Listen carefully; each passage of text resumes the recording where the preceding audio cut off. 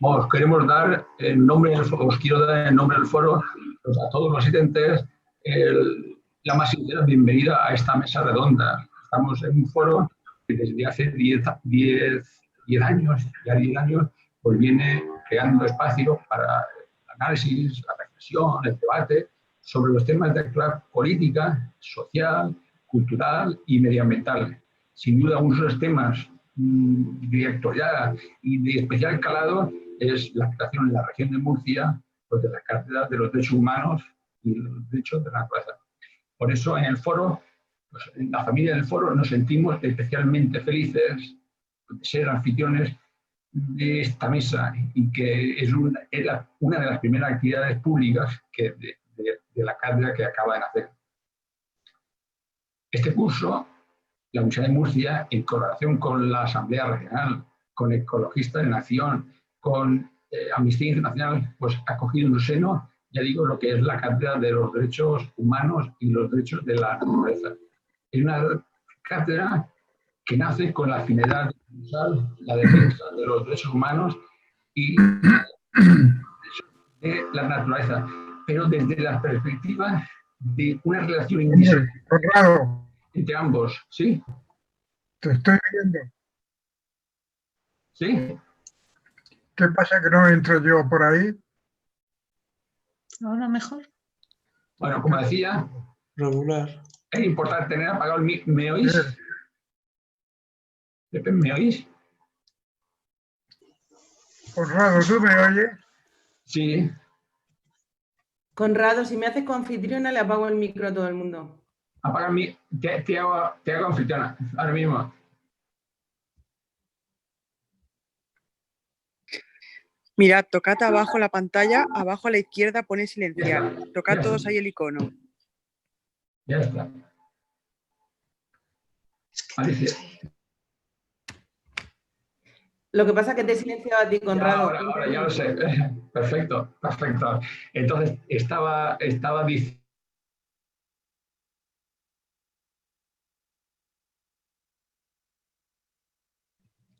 El micro a Conrado.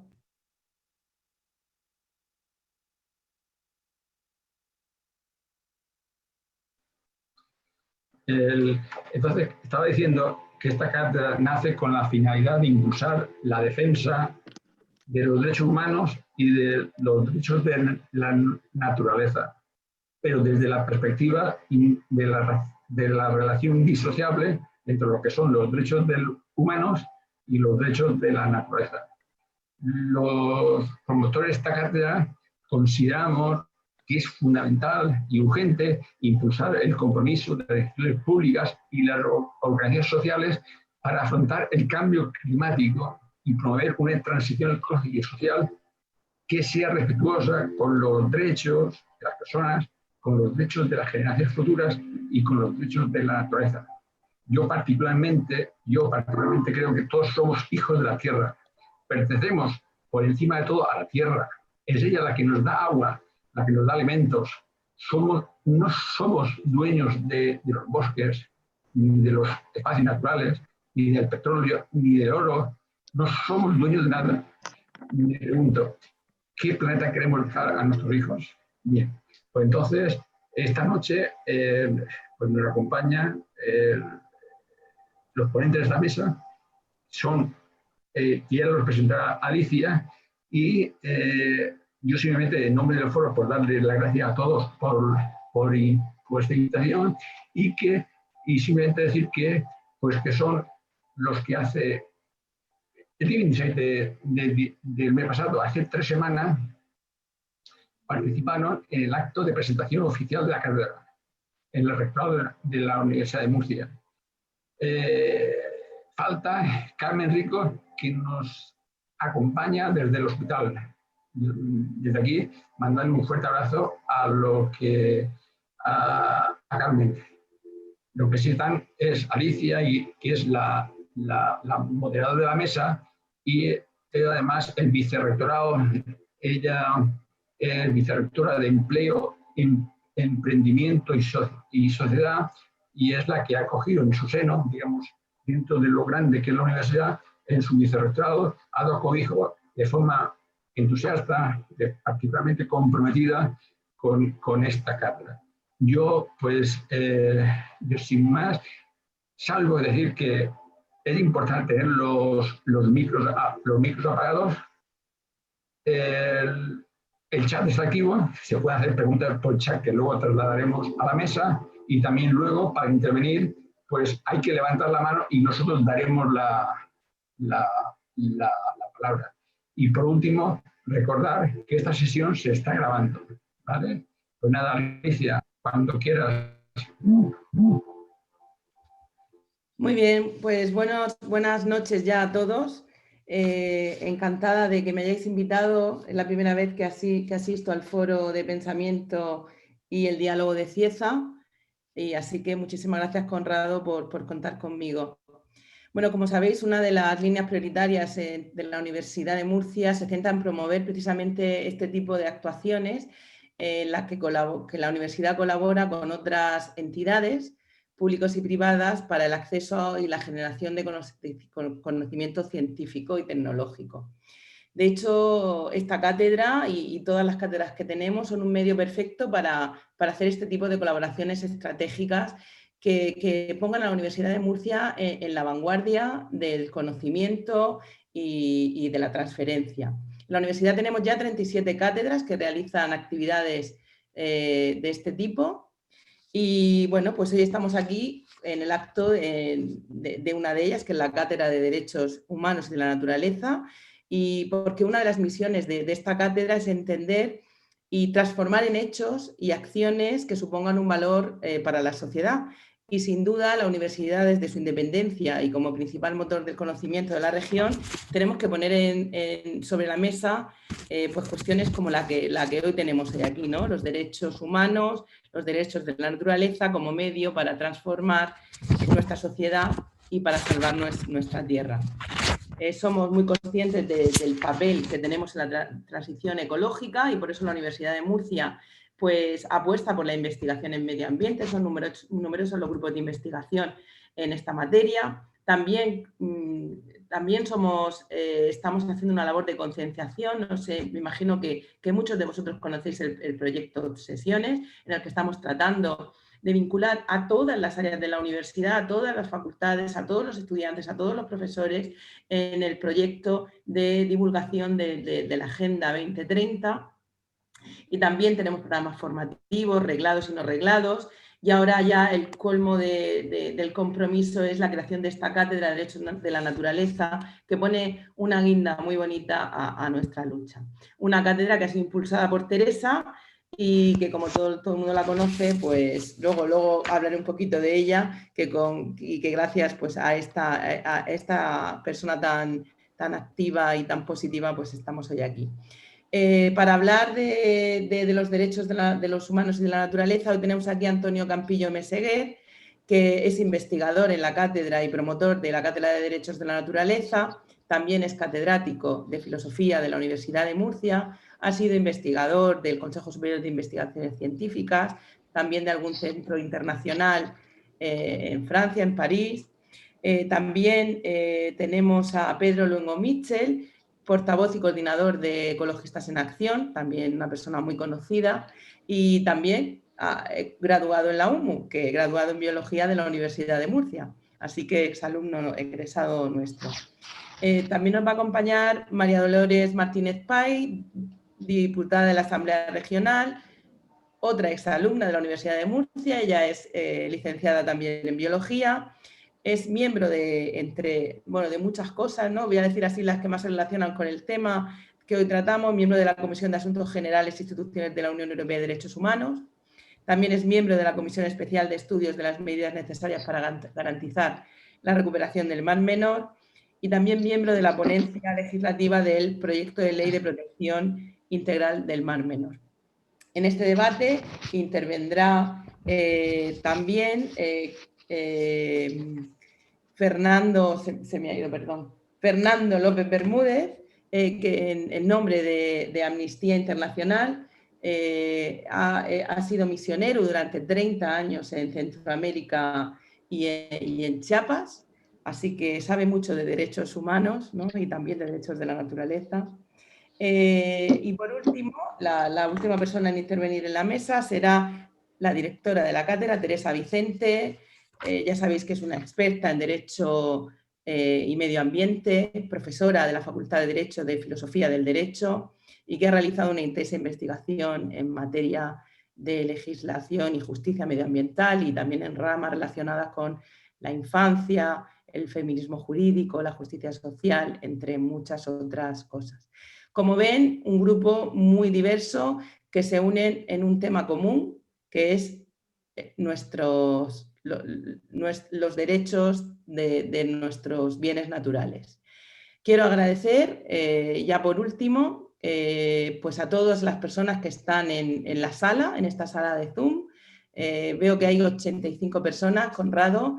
Estoy acostumbrada a asistir a reuniones como esta y la verdad es que esta me está sorprendiendo por la cantidad de gente que hay y además por la cantidad de gente que hay con la cámara encendida, que eso es bastante extraño. Tenemos casi 2 páginas de que yo le voy dando para veros de personas con la cámara encendida. Que sepáis que se agradece mucho ver las caras, porque eso denota también el interés por el tema y da mucho gusto, ¿no? Los profesores que estamos acostumbrados a veces a dar clases con la mitad de las cámaras apagadas, sabemos que es muy complicado y bueno, pues se agradece ver tanta cara, aunque no conozcamos a mucha gente y además tantas personas de diferentes edades, géneros y la verdad es que eso me llena de satisfacción. Pues yo creo que podemos comenzar ya. Doy la palabra en primer lugar a Antonio Campillo, catedrático de Filosofía de la Universidad de Murcia. Bueno, pues buenas tardes o buenas noches. Muchas gracias, Alicia, y gracias también a Conrado y al foro de diálogo, de pensamiento por organizar este encuentro, ¿no? Y por supuesto gracias a todos los asistentes, como ha dicho Alicia, que bueno, que da gusto, digamos, poder tener un público con el que poder conversar. Bueno, como tenemos poquito tiempo y somos muchos, yo voy a tratar de ser breve y hacer una presentación, digamos, general, ¿no? de cuáles son los objetivos de la cátedra y por qué una cátedra de derechos humanos y derechos de la naturaleza. Porque claro, hay muchas iniciativas de promoción de los derechos humanos y muchas organizaciones, asociaciones, una de ellas Amnistía, que forma parte de la cátedra. Y nosotros mismos, Conrado, Teresa, yo, hemos colaborado durante muchos años en una comisión de derechos humanos de la Universidad de Murcia. Pero ha llegado un momento en que nos dimos cuenta de que la lucha por la defensa de los derechos humanos se cruzaba cada vez más con la lucha por la protección de la naturaleza, de la biosfera terrestre, de los ecosistemas, del clima, etc. Y entonces yo quisiera señalar por qué esto, ¿no? ¿Por qué este entrecruzamiento, ¿no? Tener en cuenta que toda nuestra tradición jurídica, filosófica, política, digo nuestra, me refiero a Europa, a Occidente, sobre todo en la época moderna, se ha basado precisamente en la separación entre la naturaleza y la sociedad. Esto es una peculiaridad de la tradición occidental, el haber disociado la naturaleza y la sociedad, como si los seres humanos pudiéramos tener una existencia exenta, separada de la naturaleza, ¿no? Nos hemos pensado como seres por encima de la naturaleza y no solo separados, sino capaces de controlar la naturaleza, de dominar la naturaleza, ¿no? De domesticarla, de transformarla, ¿no? A nuestra medida. Esto en el terreno filosófico, en el terreno científico, en el terreno jurídico, ya desde el derecho romano, pues se distingue entre cosas y personas, ¿no? Hay cosas que son apropiables por las personas, sean personas físicas o personas jurídicas, ¿no? Y evidentemente los animales, las plantas, los ríos, las montañas, a veces también las personas, los esclavos, ¿no? Son cosas apropiables, ¿no? Entonces, venimos de una tradición en donde la naturaleza es una cosa apropiable por los humanos que pueden disponer de ella a su antojo, sea como propiedad privada sea como propiedad pública, lo que se llama la soberanía, ¿no? La soberanía estatal. Estamos viendo, por ejemplo, ahora cómo en Brasil se está produciendo la quema, la destrucción del Amazonas, que es el gran pulmón del planeta, porque el señor Bolsonaro, que es el presidente, digamos, del gobierno de Brasil, dice, bueno, pues esto es mío, esto es de Brasil, ¿no? Es decir, tanto la soberanía estatal como la propiedad mercantil hacen de la naturaleza una cosa de la que se puede disponer a voluntad. Bueno, gran parte de los males que sufrimos hoy, de la crisis ecológica, del cambio climático, del agotamiento de recursos, de la pérdida de biodiversidad, se debe precisamente a esta locura, digamos, de pretender no solo disociar a la humanidad de la naturaleza, sino pretender que la humanidad puede disponer a su antojo de la naturaleza. Entonces, afortunadamente, hay tradiciones no europeas, de esto hablará luego Fernando, ¿no? Y otros, es decir, las tradiciones en América Latina, en Nueva Zelanda, en África, en donde han mantenido los seres humanos, las comunidades, la conciencia de pertenencia a la tierra, ¿no? Como decía el indio Seattle en el siglo XIX al presidente de Estados Unidos, la tierra no nos pertenece, somos nosotros los que pertenecemos a la tierra, ¿no? Bueno, pues esto, que parecía una cosa propia del pensamiento animista primitivo, de las comunidades indígenas, etcétera, pues es lo que dicen ahora las ciencias más avanzadas, las ciencias de la vida, las ciencias del sistema Tierra, que efectivamente la Tierra forma un gran ecosistema, ¿no? La biosfera terrestre, en el que están implicados procesos geológicos, químicos, biológicos y humanos. Y los humanos formamos parte de ese gran ecosistema, ¿no? Y lo que le hacemos, digamos, al ecosistema, el ecosistema nos lo devuelve. Y voy a poner 3 ejemplos de esta interdependencia, ¿no? O de esta ecodependencia de los humanos con respecto a la naturaleza. Una de ellas, evidentemente, es el cambio climático. Por primera vez en la historia humana estamos alterando los humanos el clima terrestre. Nos hemos convertido en una fuerza geológica capaz de alterar hasta el clima terrestre. Eso va a suponer una auténtica catástrofe para las sociedades humanas. Ya lo está siendo hoy.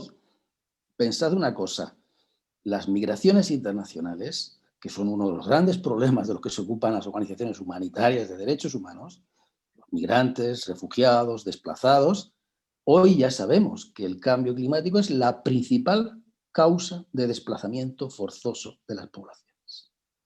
Es decir, un fenómeno como es el cambio climático está produciendo efectos en esto que llamamos la protección de los derechos humanos de las personas. Es decir, las personas que pierden su tierra, pierden su casa, pierden su hogar, tienen que huir de sus países, tienen que buscarse la vida en otro país, se encuentran con muros, con fronteras, etc.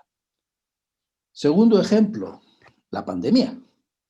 El virus que estamos viviendo. ¿De dónde ha salido el coronavirus, ¿no? El SARS-CoV-2?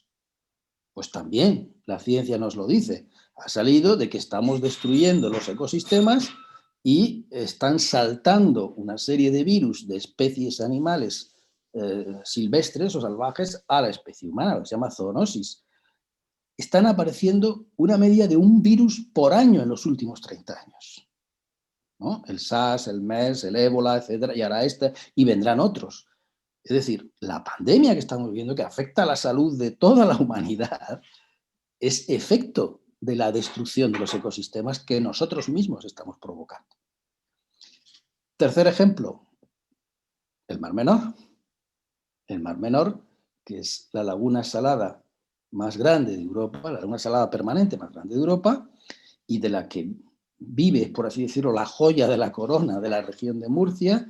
Bueno, pues somos nosotros mismos, es decir, fundamentalmente la agroindustria, ¿no? La industria agrícola del campo de Cartagena, la que ha producido un proceso de degradación en las últimas décadas que está, digamos, condenando a muerte esa laguna. Entonces, y al final los perjudicados también somos nosotros, no solo los peces, los caballitos de mar, los seres vivos, toda la fauna y la flora del Mar Menor, sino nosotros mismos, que hemos vivido, ¿no? De ese ecosistema. Entonces, Esto es lo que nos hace comprender que no podemos disociar ya la protección de los derechos humanos y la protección de la naturaleza. Por eso es cada vez más importante cruzar estas dos preocupaciones, y desde la universidad, que es donde trabajamos nosotros, significa cruzar también los saberes, los conocimientos. Por eso estamos, pues, una jurista, un filósofo, un biólogo, un psicólogo, es decir, colaborar las distintas disciplinas de las ciencias sociales y jurídicas, de las ciencias naturales, ¿no? Del derecho, es decir, colaborar justamente en tener una comprensión holística, ¿no? Sistémica de todos estos fenómenos, precisamente para poder mejorar no solamente o proteger los derechos de las personas, sino también los derechos de la naturaleza, ¿no? Esa es la finalidad de la cátedra, ¿no? Fomentar la colaboración dentro de la universidad y con las organizaciones que, como es el caso de Amnistía, veterana en la defensa de los derechos humanos, o Ecologista de Nación, ¿no? Organización también veterana en la defensa de la naturaleza, colaborar con organizaciones de la sociedad civil y con una administración pública como es la Asamblea Regional, justamente en promover, sobre todo en nuestro ámbito territorial, la Comunidad de Murcia, este trabajo conjunto, ¿no? La defensa de los derechos humanos y la defensa de los derechos de la naturaleza. Bueno, no quiero extenderme más, era simplemente hacer una presentación general, ¿no? Y de por qué necesitamos contar con esta cátedra.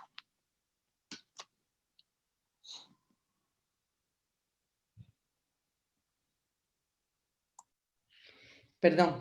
Pues a continuación tiene la palabra Pedro Luengo Michel, de Ecologistas en Acción de la región de Murcia. De acuerdo.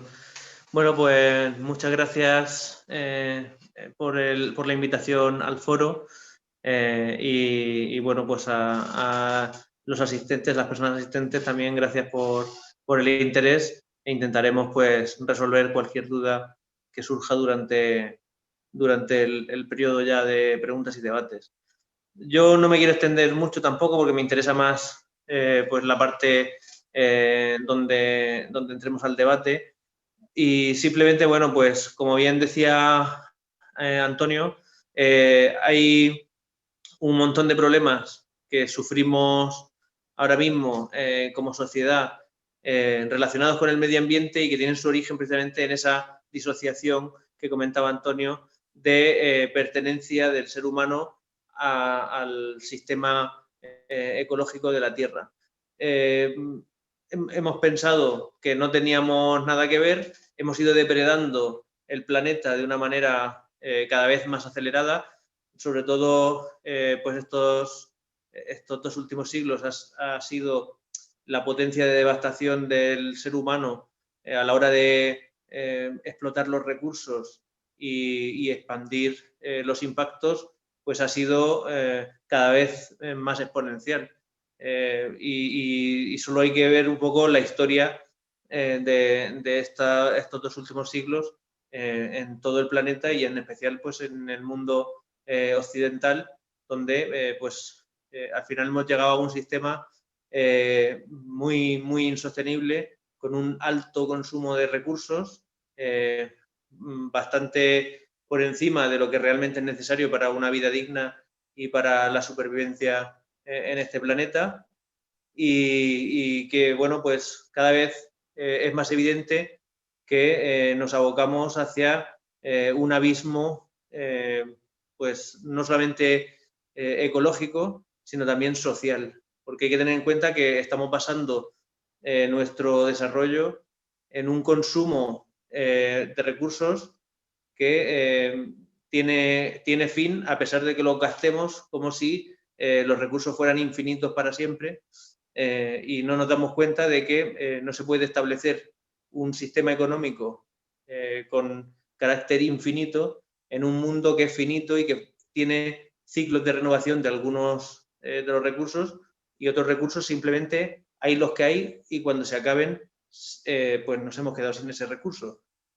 Y esto pues está marcando también estas últimas décadas y sobre todo estos últimos años, pues un despertar de la sociedad que se está dando cuenta de que realmente en base a lo que son pues los avisos que están dando los estudios científicos y la alarma que se está generando, no solamente por el propio problema del cambio climático, que es algo que cada vez es más evidente que ya se está produciendo y cada vez más personas tienen una gran preocupación con este problema que va en función de la gravedad que adquiera, va a suponer unos cambios muy drásticos en las condiciones de vida de muchas personas.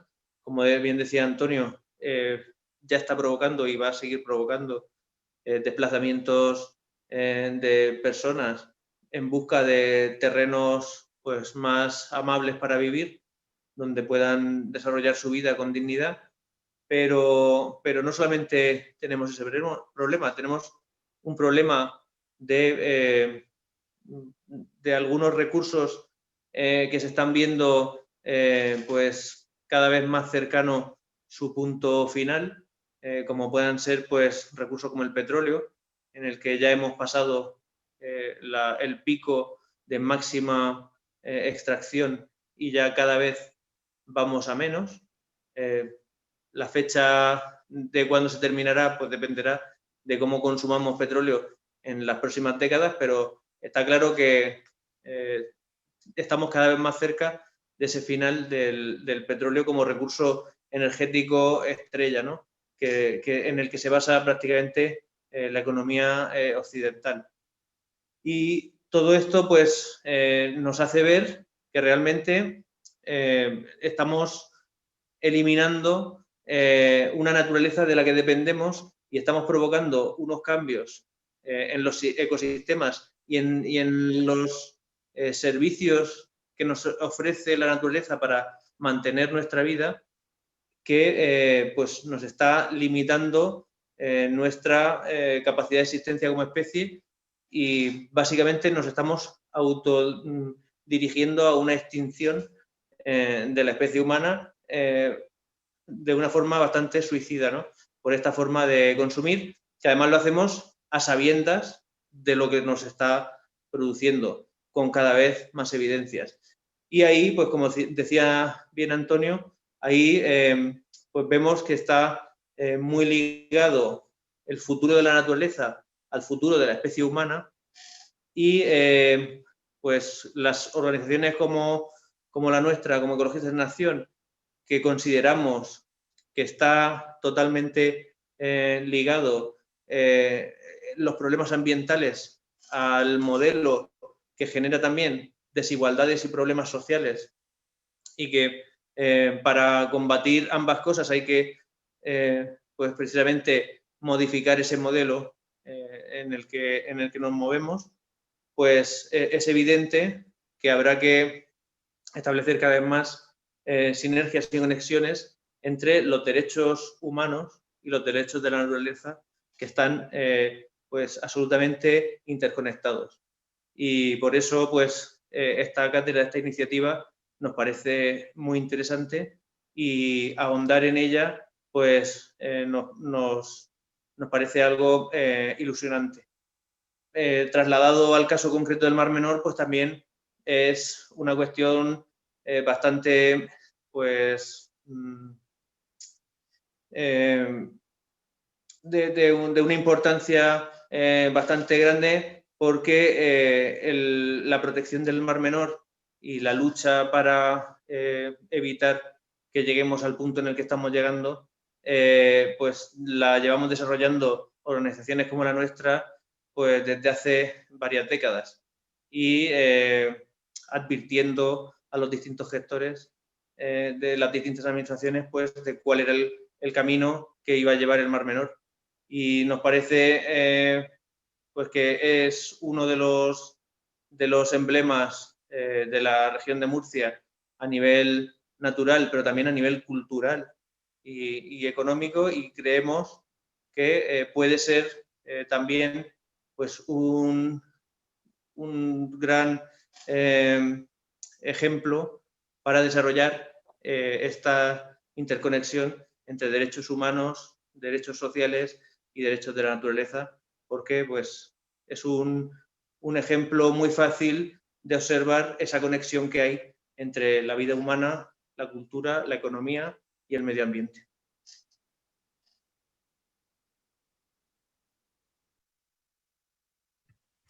Muy bien, muchísimas gracias, Pedro.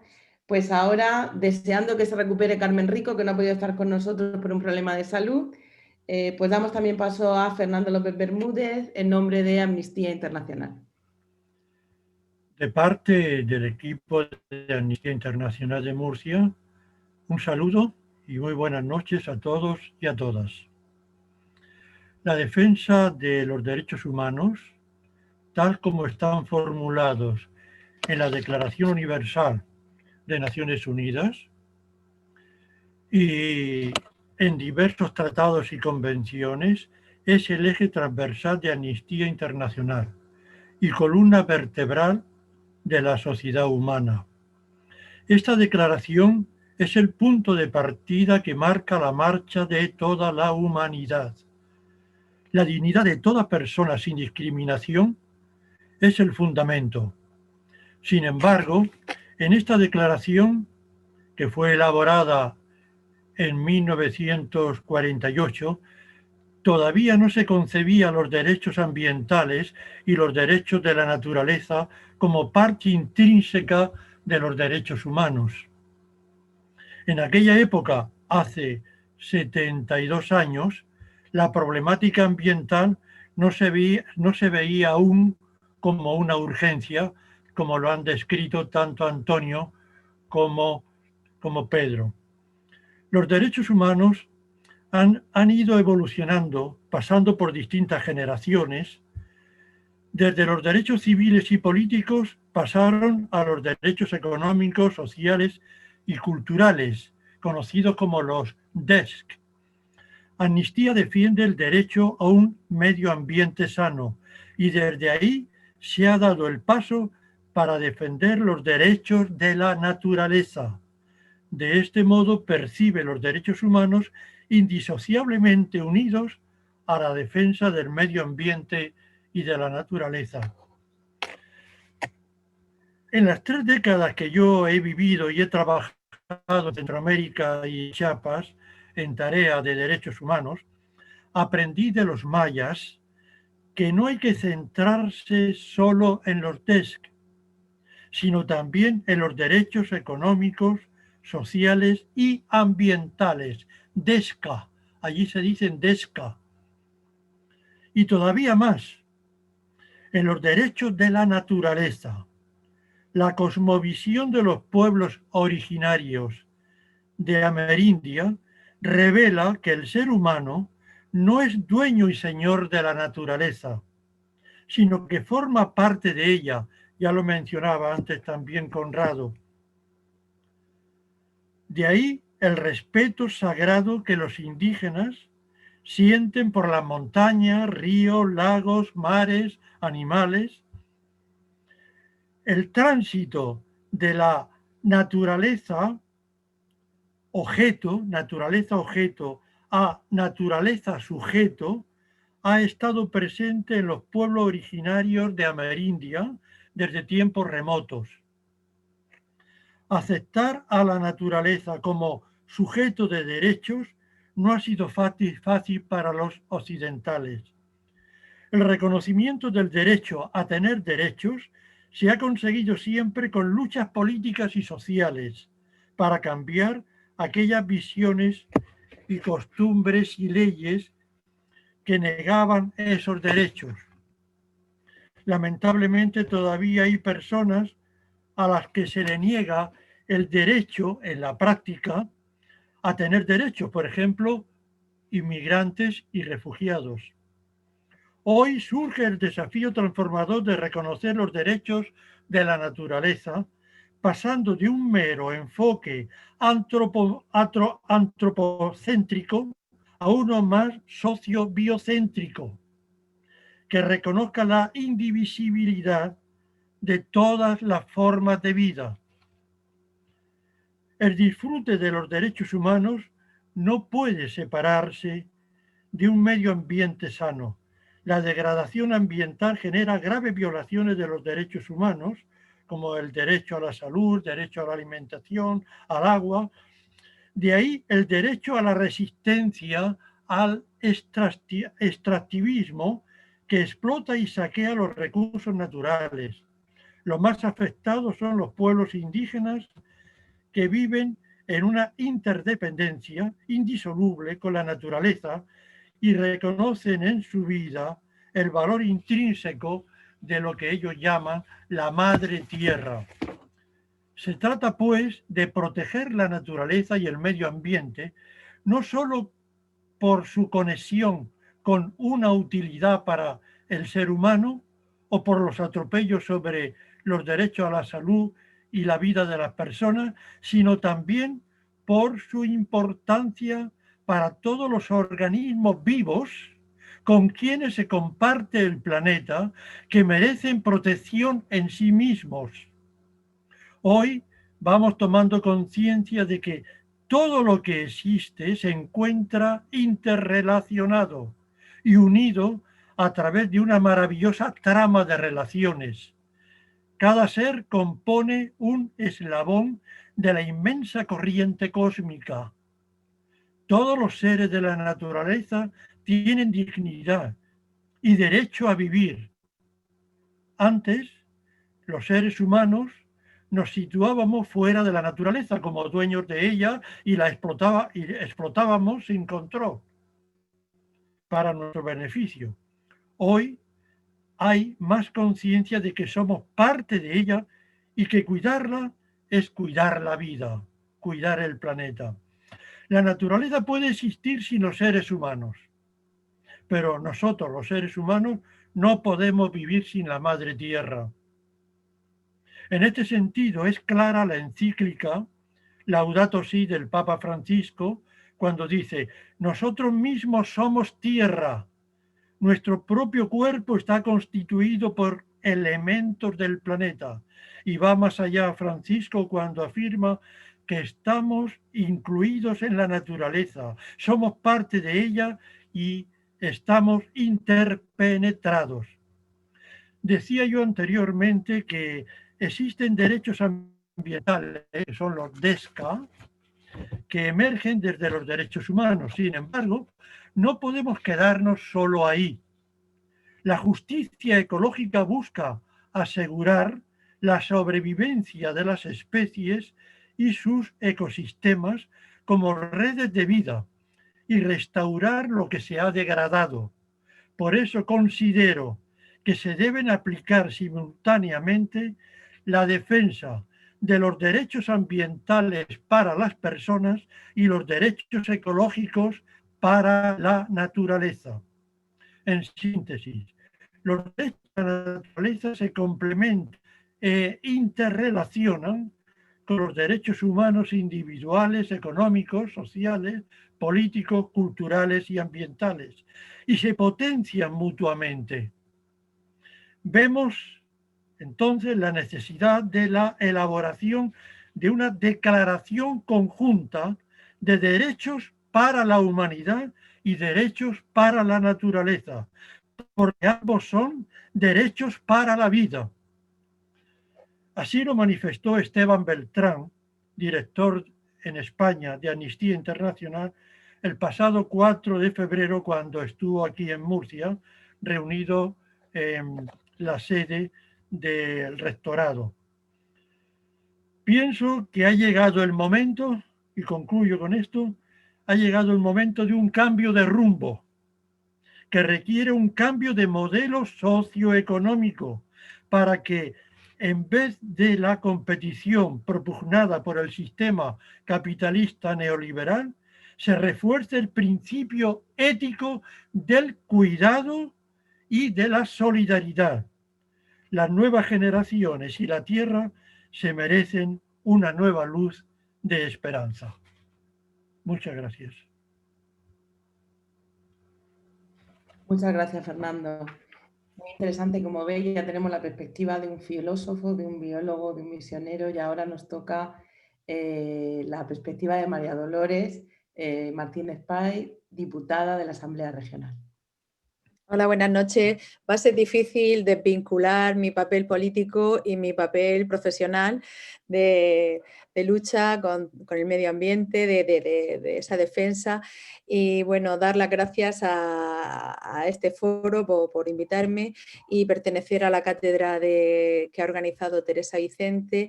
Y desde luego esta cátedra es el reflejo, uno de los principales ejes de mi partido político. Tengo que decir, soy del Partido Socialista y abanderamos el papel ecologista, el de protección medioambiental, y para mí desde luego es un orgullo el liderar, no liderar, sino acompañar a esta iniciativa, y sabemos que tenemos que proteger a nuestro Mar Menor. Ya en la Asamblea formé parte de la ponencia para la elaboración de la Ley de Protección del Mar Menor y asumimos que no era la ley completa que queríamos, pero bueno, dijimos que teníamos que impulsarlo, teníamos que darle esa protección y esa lucha. Y cuando hablamos ahora de la personalidad jurídica, necesitamos darle a nuestro Mar Menor ese efecto jurídico. No solo los seres humanos tenemos ese derecho, y tenemos que ser responsables de esa contaminación, de esa protección de esa naturaleza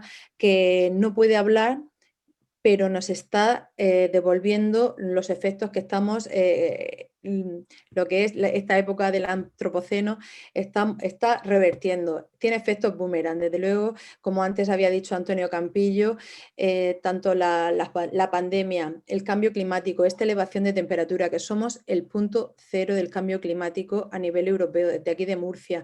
Tenemos que ser esos impulsores ahora mismo con esta iniciativa legislativa, que han sido 25 años, sabemos, de dejación. Yo siempre, perdonadme que hable, que tenga que ser un poco sincera, pero siempre digo lo mismo. Siento que en esta región las políticas medioambientales están desaparecidas.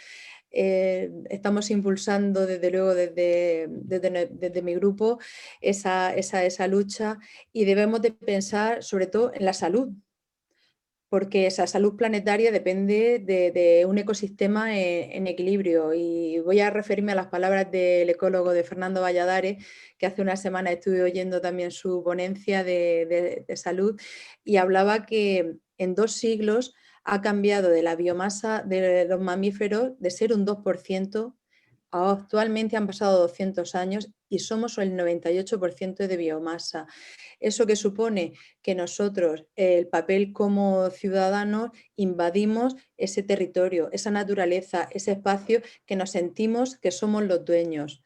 Creo que es un concepto desde luego equivocado, y desde luego con los derechos que estamos buscando, de darle las gracias principalmente a Teresa Vicente, y a esa mesa del Congreso que admitió el 24 de septiembre esta propuesta, y darle las gracias también al grupo promotor, al SOS Mar Menor, al Mar Vivo, entre otros. Y ahora necesitamos las 500.000 firmas.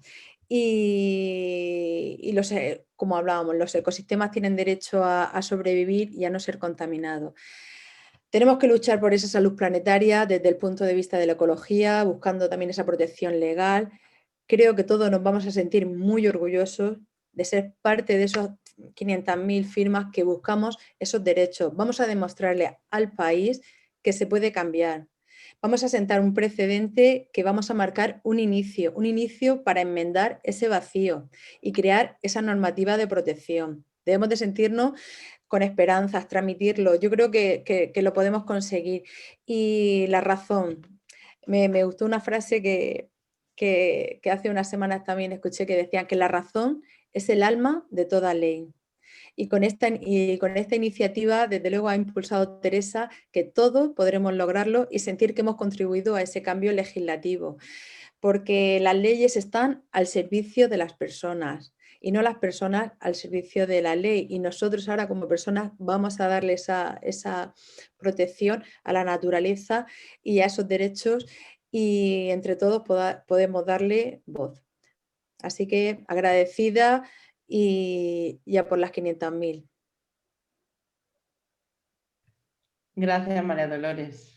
Se nota tu pasión por la naturaleza cuando hablas.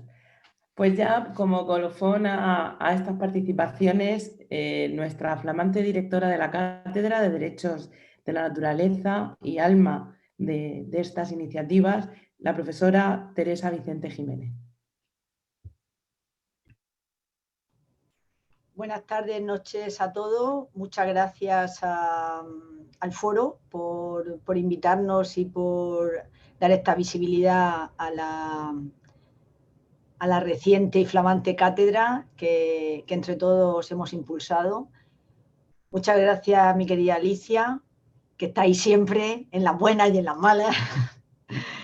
Y muchas gracias a Conrado, a Antonio, a Pedro, a María Dolores, a Fernando, que hemos puesto de manifiesto esta tarde la novedad de la metodología interdisciplinar, que cuando yo entré a la universidad era como una blasfemia hablar de eso, y lo hemos puesto con esa tranquilidad de decir, ahora somos interdisciplinares, ya no es que hay que justificar este método, es que somos interdisciplinares. Aquí estamos ecología, aquí estamos psicología, aquí estamos economía, aquí estamos activismo, aquí estamos derechos humanos y estamos derechos de la naturaleza.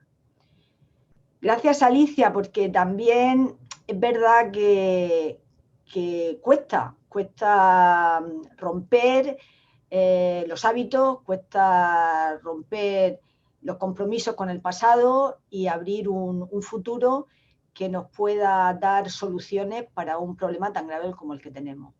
Yo voy a utilizar mis 10 minutos, como ya me había allanado tanto el terreno, pues voy a hablar como filósofa del derecho, porque ya vaya a entender qué significa esto de los derechos de la naturaleza dentro del ámbito de la filosofía del derecho.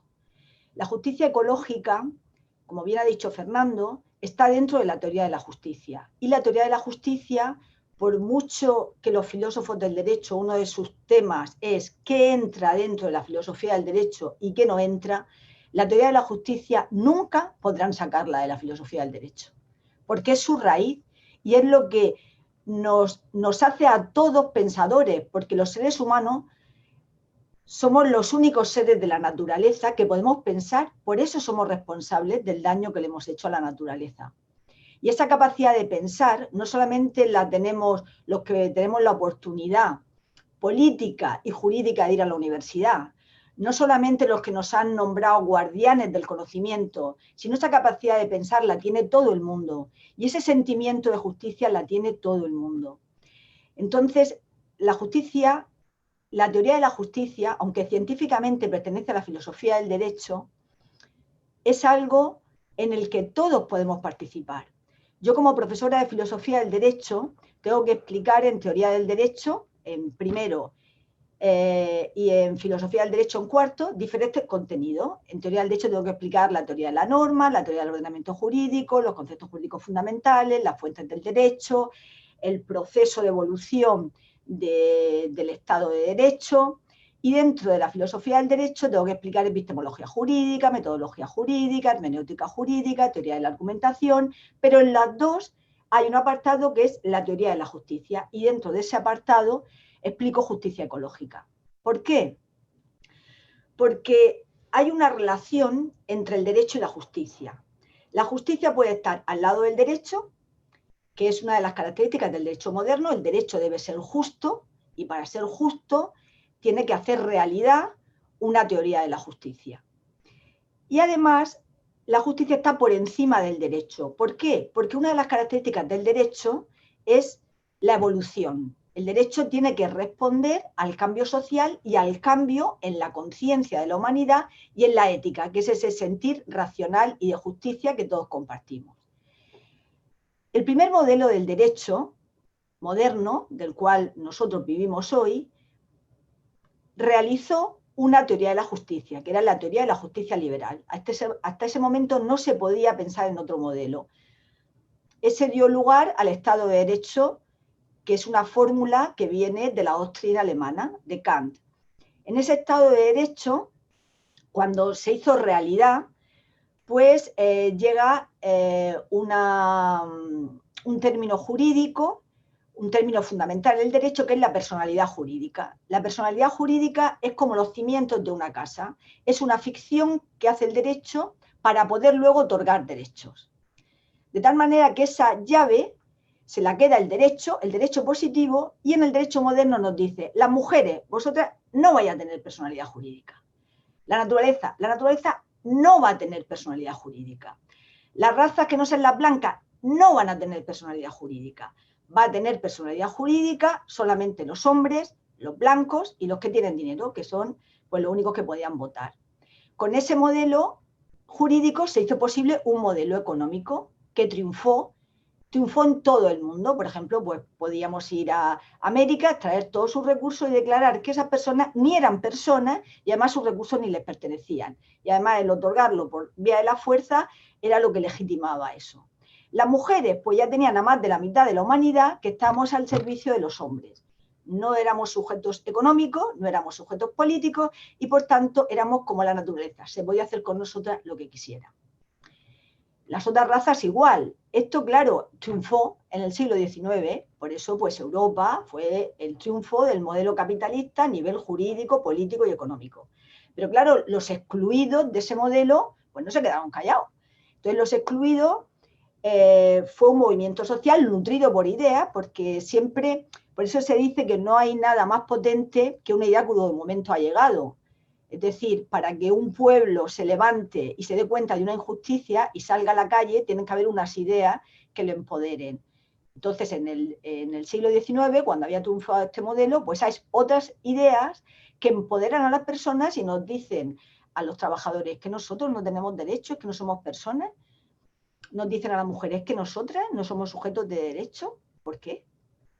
Dicen a las diferentes razas nosotros, porque no somos personas. Algo que el genoma en el siglo XXI ya no tiene ningún problema en decir que no hay ninguna diferencia, pero a nosotros nos costó, pues a todos estos grupos que reclamábamos nuestro derecho a ser sujetos de derecho, pues la cárcel, la muerte, la represión, porque el modelo jurídico que excluía legalmente a esos otros grupos, pues era el modelo imperante y hasta que no llegó la segunda mitad del siglo XX, los resultados de estos movimientos que reclamaban ser sujetos de derecho no llegaron al derecho positivo.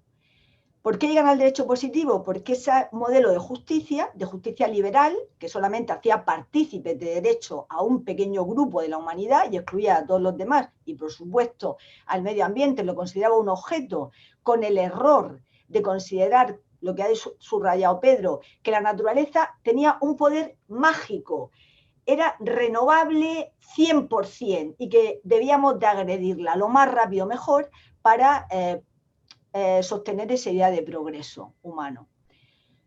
Después de la Segunda Guerra Mundial se hace realidad en el derecho positivo esa nueva idea de justicia, que es la justicia social, lo que ha hecho Fernando, y aparecen en el derecho positivo los derechos económicos, sociales y culturales, y sujetos de derecho también las mujeres, y por tanto esa idea de igualdad se hace real mediante derechos. Todos vamos a tener los mismos derechos. Los derechos económicos, sociales y culturales están en el título 1 de nuestra Constitución, con alguna trampa, pero ahora no podemos entrar en eso porque tengo 10 minutos.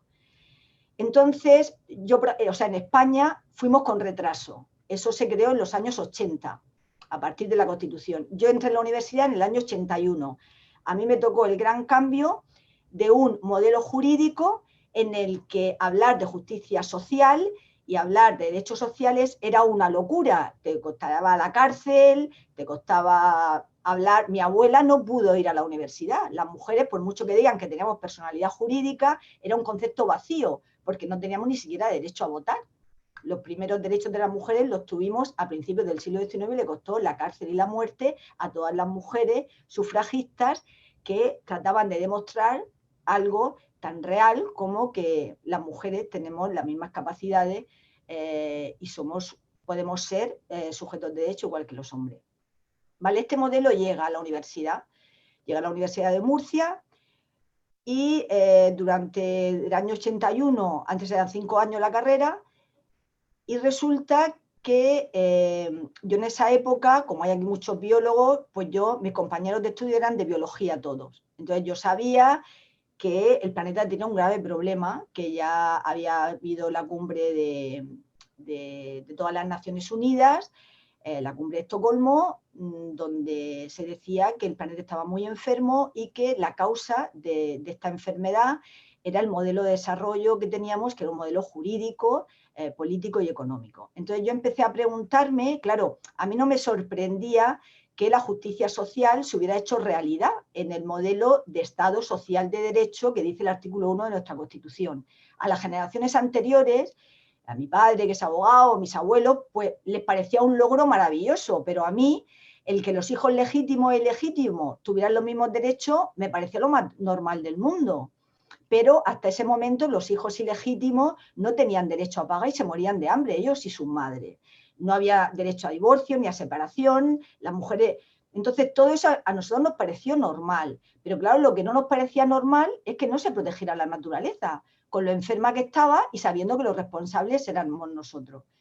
Entonces yo me agarré a la ley natural. En filosofía del derecho, don Mariano Hurtado nos hablaba de la ley natural y nos hablaba de los filósofos cosmológicos, que ellos la idea de la justicia la traían del modelo del orden del cosmos y de la ecología.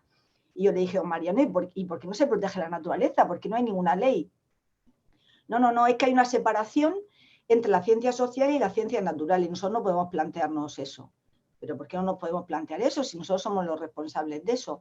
Bueno, pues para eso hay que sacar matrícula en primero y hasta quinto. Cuando terminó quinto, yo le dije, bueno, yo he sacado matrícula, vamos a darle derecho a la naturaleza. No, hay que crear un modelo de justicia nuevo. ¿Por qué? Porque la justicia social, que era el modelo más avanzado que habíamos llegado, no contemplaba lo que han dicho los ponentes precedentes. No contemplaban que los seres humanos estábamos relacionados con la naturaleza. No contemplaban que el impacto de nuestro actuar tenía unas consecuencias en el medio natural. No contemplaban que los seres humanos tenemos una relación de complementariedad con el medio natural, que somos una especie más del ecosistema y que la unidad está en el ecosistema y que si nosotros le hacemos daño al ecosistema, estamos haciéndole un daño a otras especies de las que dependemos, porque la ecología, yo me acuerdo del libro de Margalef, lo que explica es que la unidad es el ecosistema y el ecosistema es la interacción entre todos los elementos de una unidad natural. Entonces yo le dije a don Mariano, ¿y qué hay que hacer para crear ese modelo que nos permita dar derecho a la naturaleza? Y me dijo, pues hay que crear un modelo nuevo de justicia. ¿Y eso dónde se crea, don Mariano?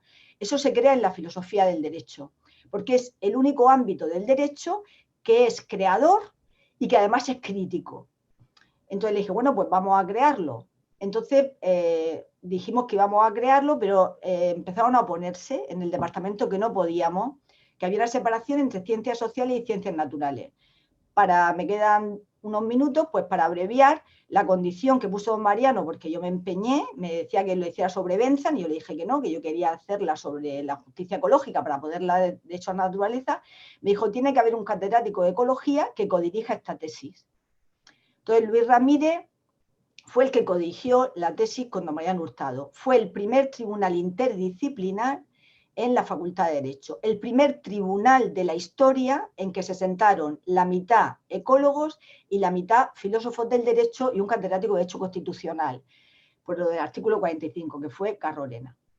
De ahí, ahora, nosotros, desde ese modelo de justicia ecológica, es el que nos ha permitido, que eso lo ha explicado muy bien Fernando, el que una vez que la teoría de la justicia se hace realidad en el derecho, se hace realidad ya no diciendo ampliamos la relación de los seres humanos al medio ambiente porque un medio ambiente degradado degrada los derechos humanos. Eso es una verdad que ha reconocido Naciones Unidas en el siglo XX, pero nosotros vamos a más, porque no partimos ya de la justicia social que nos puede dar como humanos derechos socioecológicos. No, nosotros vamos a la justicia ecológica, que es un paradigma nuevo que parte de que el ser humano forma parte del ecosistema y que a la vez que nos relacionamos entre los seres humanos nos estamos relacionando con el medio ambiente. De tal manera que nuestro impacto puede llegar a alterar el orden propio de la naturaleza y vulnerar los derechos y las necesidades básicas de la naturaleza, que es donde hemos llegado. Por eso los derechos ecológicos es una nueva dimensión, un nuevo paso en el derecho tan tradicional como fue un nuevo paso el de la justicia social respecto a la justicia liberal, el de los derechos económicos, sociales y culturales y la igualdad respecto al modelo anterior. Este es el modelo ecológico porque estamos en el antropoceno y la realidad que hay que estudiar es el ecosistema y la interacción entre ellos. Y termino con una última frase.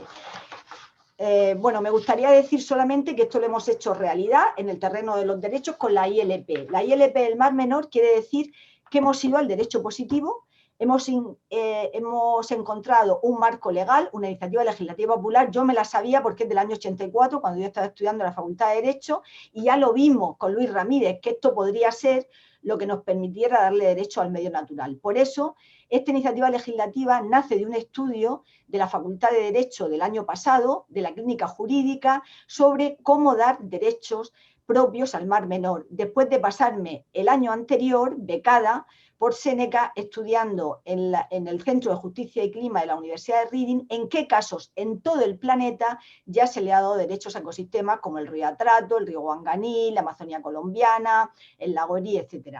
Y acabo con una idea para que no nos creamos que este camino es tan fácil. Hoy, esta mañana, hemos tenido un consejo de departamento en Filosofía del Derecho porque desde la Facultad de Economía, siguiendo este espíritu interdisciplinar que tanto nos va a proporcionar nuevas soluciones para este gran problema, pues en Economía han propuesto que yo, como especialista en justicia ecológica y derechos de naturaleza, en mi perfil como profesora titular de Filosofía del Derecho, es en mi perfil docente investigador, la teoría de la justicia y los derechos humanos. Han propuesto que yo vaya a explicar allí justicia ecológica y derechos de naturaleza. Es muy importante que en economía se estudie que la naturaleza tiene derechos, porque ya los tiene en muchos países y nosotros ya estamos luchando aquí. ¿Por qué? Porque en economía solamente el único derecho que se da es el derecho mercantil, y es el que les enseña a los economistas que los únicos que tienen derechos son las empresas mercantiles. Porque se me había olvidado decir que en el modelo de justicia liberal y el modelo de derecho liberal, a la vez que se le reconoció personalidad jurídica a los hombres blancos y con dinero, se le reconoció a las entidades mercantiles. Y ahora tienen más derechos que las personas. Entonces es muy importante, yo agradezco al Departamento de Economía la lucidez que ha tenido y la valentía para decir es necesario que esto se explique. Pero resulta que tenían, y entonces le pidieron a mi área de conocimiento que yo pudiera representar a la filosofía del derecho allí, pero se negaron, dijeron que no, que yo no podía hablar haciendo uso de mi perfil como filósofa del derecho y no podía hablar de la justicia ecológica. Entonces, ante esa negativa, yo he pedido un consejo de departamento y la frase, para no extenderme, del catedrático de lógica, el único catedrático que queda en filosofía del derecho, que se jubila el año que viene, su frase ha dicho, el fundamento para negar, para prohibir que yo como profesora de filosofía del derecho explique justicia ecológica y derechos de la naturaleza en el máster de ecología es reconocer derechos a la naturaleza es como reconocer derechos a las sillas. Yo me he recordado esa frase, la confusión del hombre que confundió a su mujer con un sombrero. Confundir los ecosistemas, que son los centros de la vida, con una silla es como confundir a la mujer con un sombrero, que es el título de un libro muy famoso de Oliver Sacks, que yo cuando vi el título me compré el libro y lo disfruté muchísimo, y mis hijas que ya no les gusta leer, este libro le ha despertado la lectura, porque es un psiquiatra que escribe muy bien, además que cuenta los casos de los más locos que hay en su clínica. Y el más loco de todos es el que confundió a su mujer con un sombrero. Confundir el ecosistema con una silla, por no decir otra cosa peor, es algo de locos. Pero es peligroso que se prohíba que se explique justicia ecológica y derecho de naturaleza en economía y que porque se tenga la llave del conocimiento, porque se sea catedrático de filosofía del derecho. Y nada más. Buenas noches. Muchas gracias, Teresa. Yo creo que los que no conocéis a Teresa veis la fuerza que tiene la cátedra, porque detrás de la cátedra ella es la capitana y luego tiene a todo el resto del equipo, como habéis podido ver, muy motivados con este tema. Pues yo creo que llega el momento de la participación. Yo vuelvo a felicitar a todo el mundo. Hemos estado en 90 participantes prácticamente todo el rato y yo creo que nos habéis mantenido la atención, así que Conrado, creo que tu convocatoria ha sido todo un éxito. Pues cuando queráis a través del chat, yo creo que se pueden ir haciendo las preguntas. O si alguien quiere levantar la mano.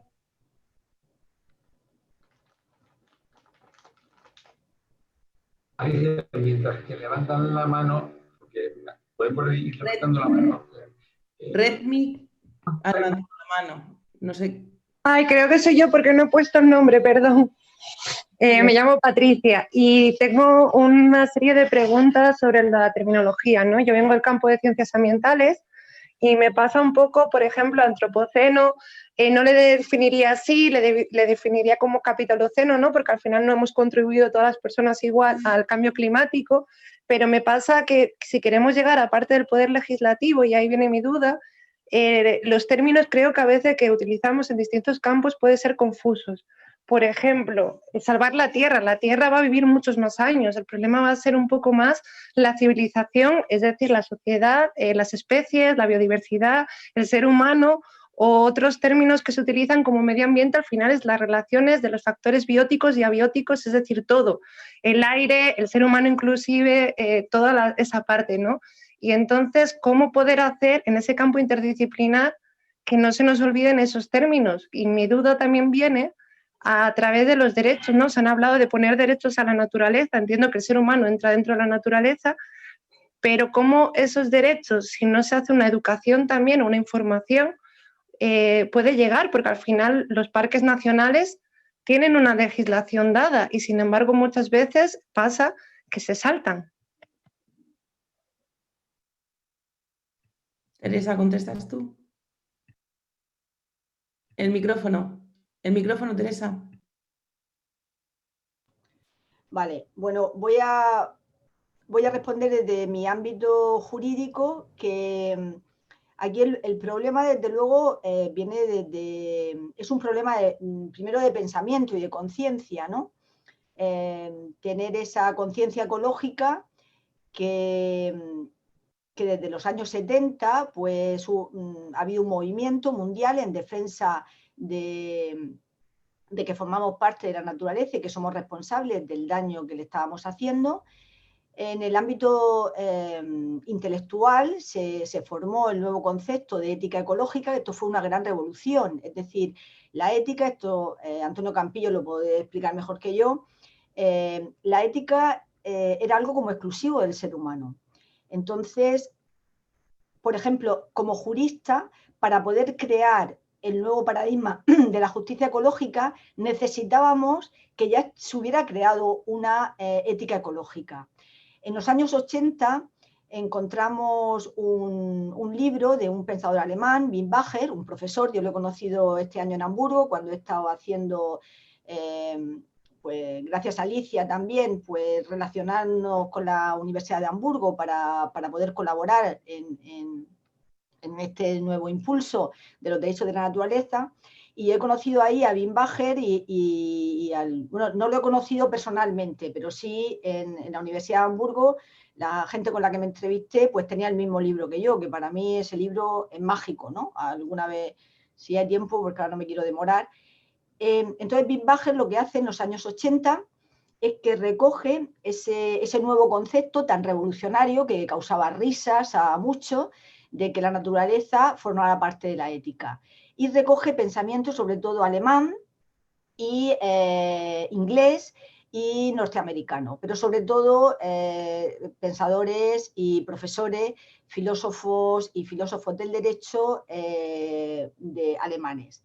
Entonces, con esa conciencia ecológica de los años 70 y esa ética ambiental ya formalizada académicamente en los años 80, pudimos crear en los años 90 ese nuevo paradigma de la justicia ecológica. A la pregunta que tú hacías, ¿qué diferencia puede haber esto en otras figuras de protección, como por ejemplo los parques naturales? es que cuando hablamos de justicia ecológica y derechos de la naturaleza, a quien escuchamos es a la naturaleza. Tenemos que aprender el lenguaje de la naturaleza y saber lo que necesita la naturaleza. Por ejemplo, para las mujeres, bueno, para todos en general, los hombres también, pero nosotras como nunca hemos tenido dinero, aunque hemos sido el soporte de toda la familia y de la humanidad, pues nosotras hemos estado y seguimos estando muy apegadas a la tierra. Y yo estoy acostumbrada a mi abuela, que siempre decía, me está hablando esta planta, necesita no sé qué, hay que escucharla. Entonces, nosotros tenemos que escuchar ahora lo que nos dicen los científicos, los biólogos, los ecólogos, tenemos que escuchar al ecosistema.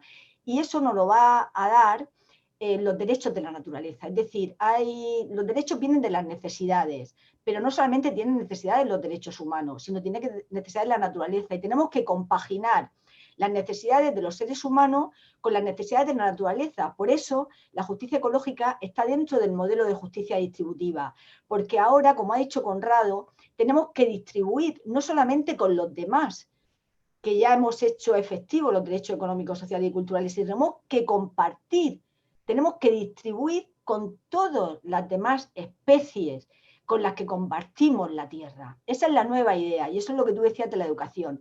Pero vamos a llegar a lo más difícil, a lo que todavía causa risas, lo de la personalidad jurídica. Que dicen, pero ¿cómo le vamos a dar personalidad jurídica a los ecosistemas? A mí lo que me sorprende es que en nuestra conciencia y en nuestra ética podamos aceptar el que tenga personalidad jurídica un banco, la universidad, el ayuntamiento, que no es nada, que sin las personas no es nada, pero incluso si le quitan las personas, si vaciamos la universidad, si vaciamos un banco, sigue viva como persona jurídica. Hasta que un juez no le declare que ha muerto, sigue viva y no es nada. Y no nos cuesta trabajo. No nos cuesta trabajo pensar que en los tratados de libre comercio se le da tanto derecho a esa ficción que no es nada, que se dice que cualquier entidad o corporación mercantil, si llega a un país y causa daños sociales y ecológicos, encima con dinero público hay que pagarle su falta de beneficio. Y eso no nos sorprende, y nos sorprende hacer esa ficción con algo que no es una silla, es la base de la vida. Eso se nos tiene que meter en la cabeza, porque si perdemos el miedo a modelos que han servido en otras épocas, pero que ya no nos sirven a nosotras, como no les sirvieron a los trabajadores, ni a los negros, ni a las mujeres, el modelo del derecho liberal, entonces podremos enfrentarnos y ver como absurdo, no que la naturaleza tenga derechos, sino que se considere que los únicos que pueden tener derechos son las personas como consumidores, que tenemos mucho más derechos como consumidores que como personas. Por eso los que vienen del refugio no les damos derechos, porque ellos no van a ser consumidores de nuestras fronteras. Entonces no les reconocemos sus derechos humanos. Pero las entidades mercantiles, mira, el padre de mis hijos, mi exmarido, es marino mercante. Ahora es el capitán de toda esta zona del Mediterráneo nuestra. Entonces a mí lo que me sorprendía, yo me iba a esperarlo a los puertos y a mí lo que me sorprendía era cuando él traía en un buque mercante, el capitán era el que se ponía arriba para dirigir la maniobra y tal, y claro, yo siempre veía de qué traían en el cargamento. Cuando venía un buque de la otra parte del mundo y la mercancía tenía peligro de que se caducara, le abren todos los puertos de par en par. Luego harán los papeles, luego harán lo que sea, pero todos los puertos se le abren. Y yo le decía, pero Emilio, ¿cómo puede ser que viene una patera llena de mujeres, llenas de niños y cierren todos los puertos? ¿Cómo puede ser que Frontex tiene capital de sobra para que no se ahogue nadie en el Mediterráneo y se ahogan todos los días por defender una frontera? Porque no se están defendiendo los derechos humanos, se están defendiendo los derechos de las grandes corporaciones mercantiles y de un modelo económico que está poniendo en riesgo el planeta y con él la humanidad. Entonces no nos puede sorprender darle derecho a la naturaleza, porque el derecho está muy tranquilo, mientras que la justicia ecológica esté en la teoría de la justicia, mientras que se lo estudien los alumnos de derecho. Pero cuando tenemos una ILP que está diciendo que la naturaleza tiene derecho, entonces nos dicen que darle derecho a la naturaleza es como darle derecho a las sillas. Eso es, cuanto menos, una locura. Y eso es lo que se nos tiene que meter en la cabeza, para decir que ha llegado una nueva época, no solamente para el planeta, sino para la humanidad.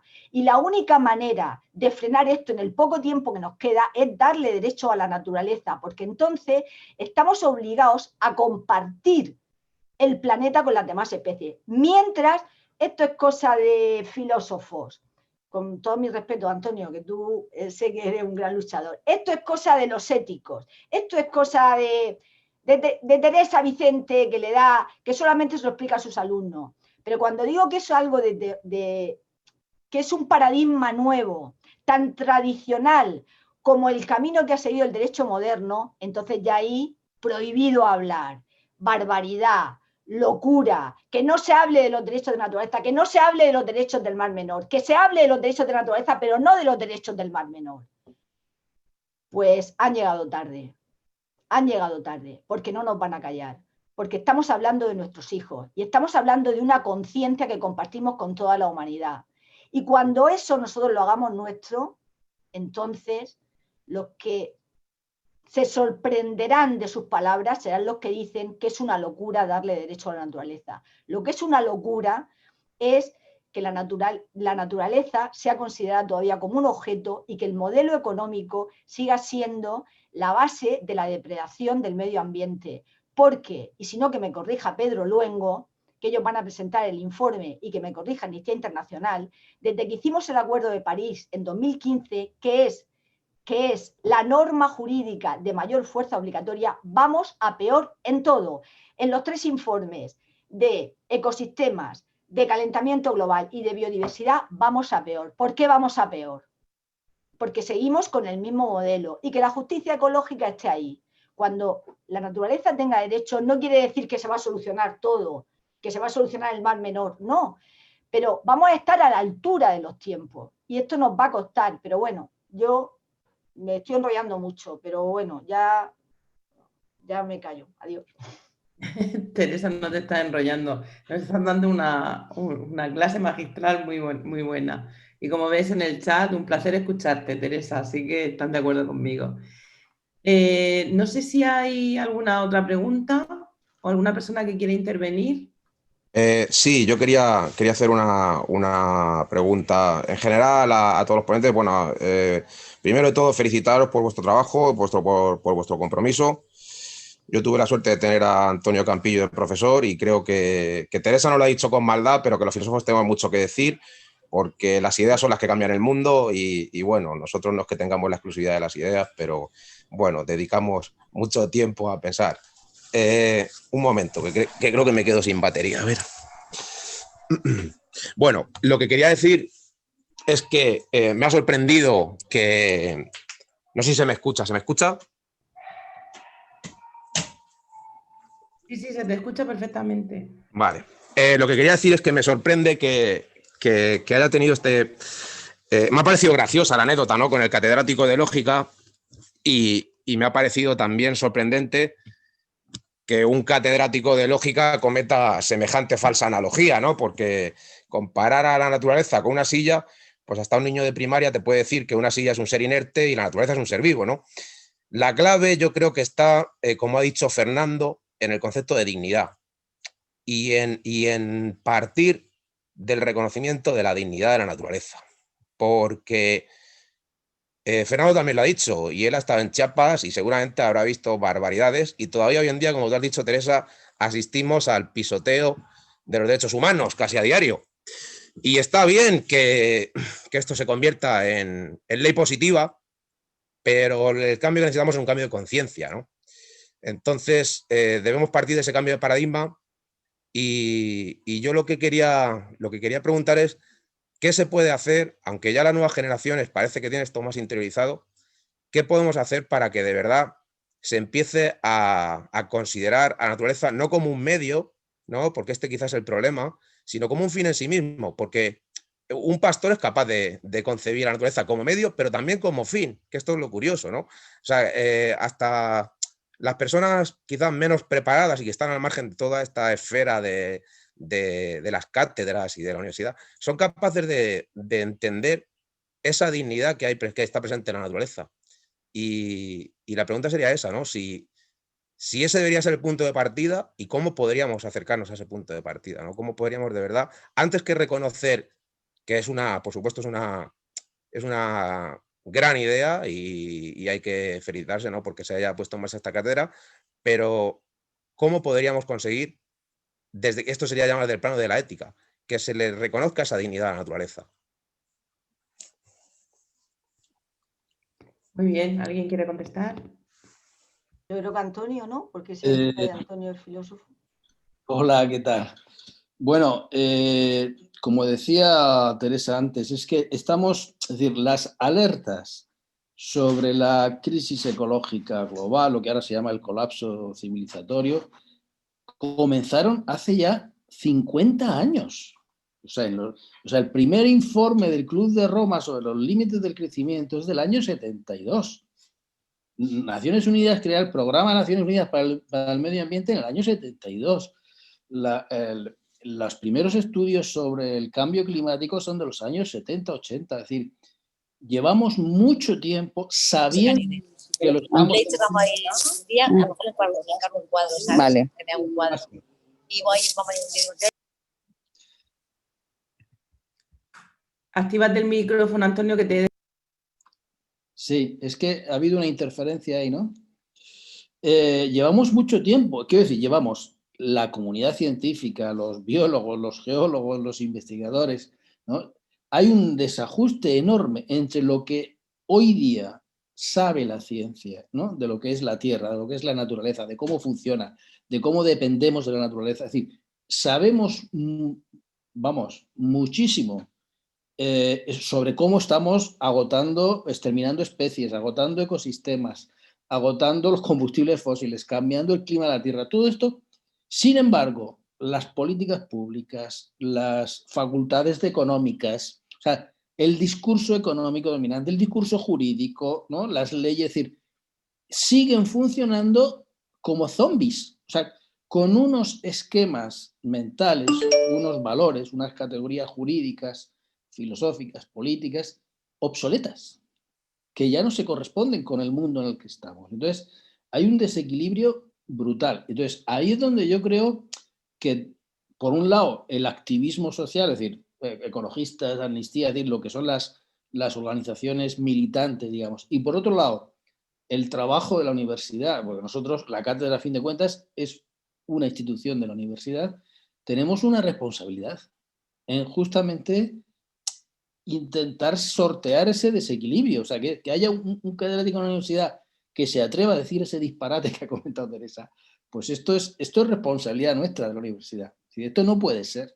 O sea, nosotros tenemos que ser los primeros en cambiar el chip y en intentar que nuestros estudiantes se pongan a la altura de los tiempos, de lo que sabemos hoy acerca del funcionamiento del sistema terrestre, ¿no? Entonces, esto es una pequeña gota en el océano, la cátedra o la OILP, etcétera, pero hay que, digamos, remar desde muchos sitios, ¿no?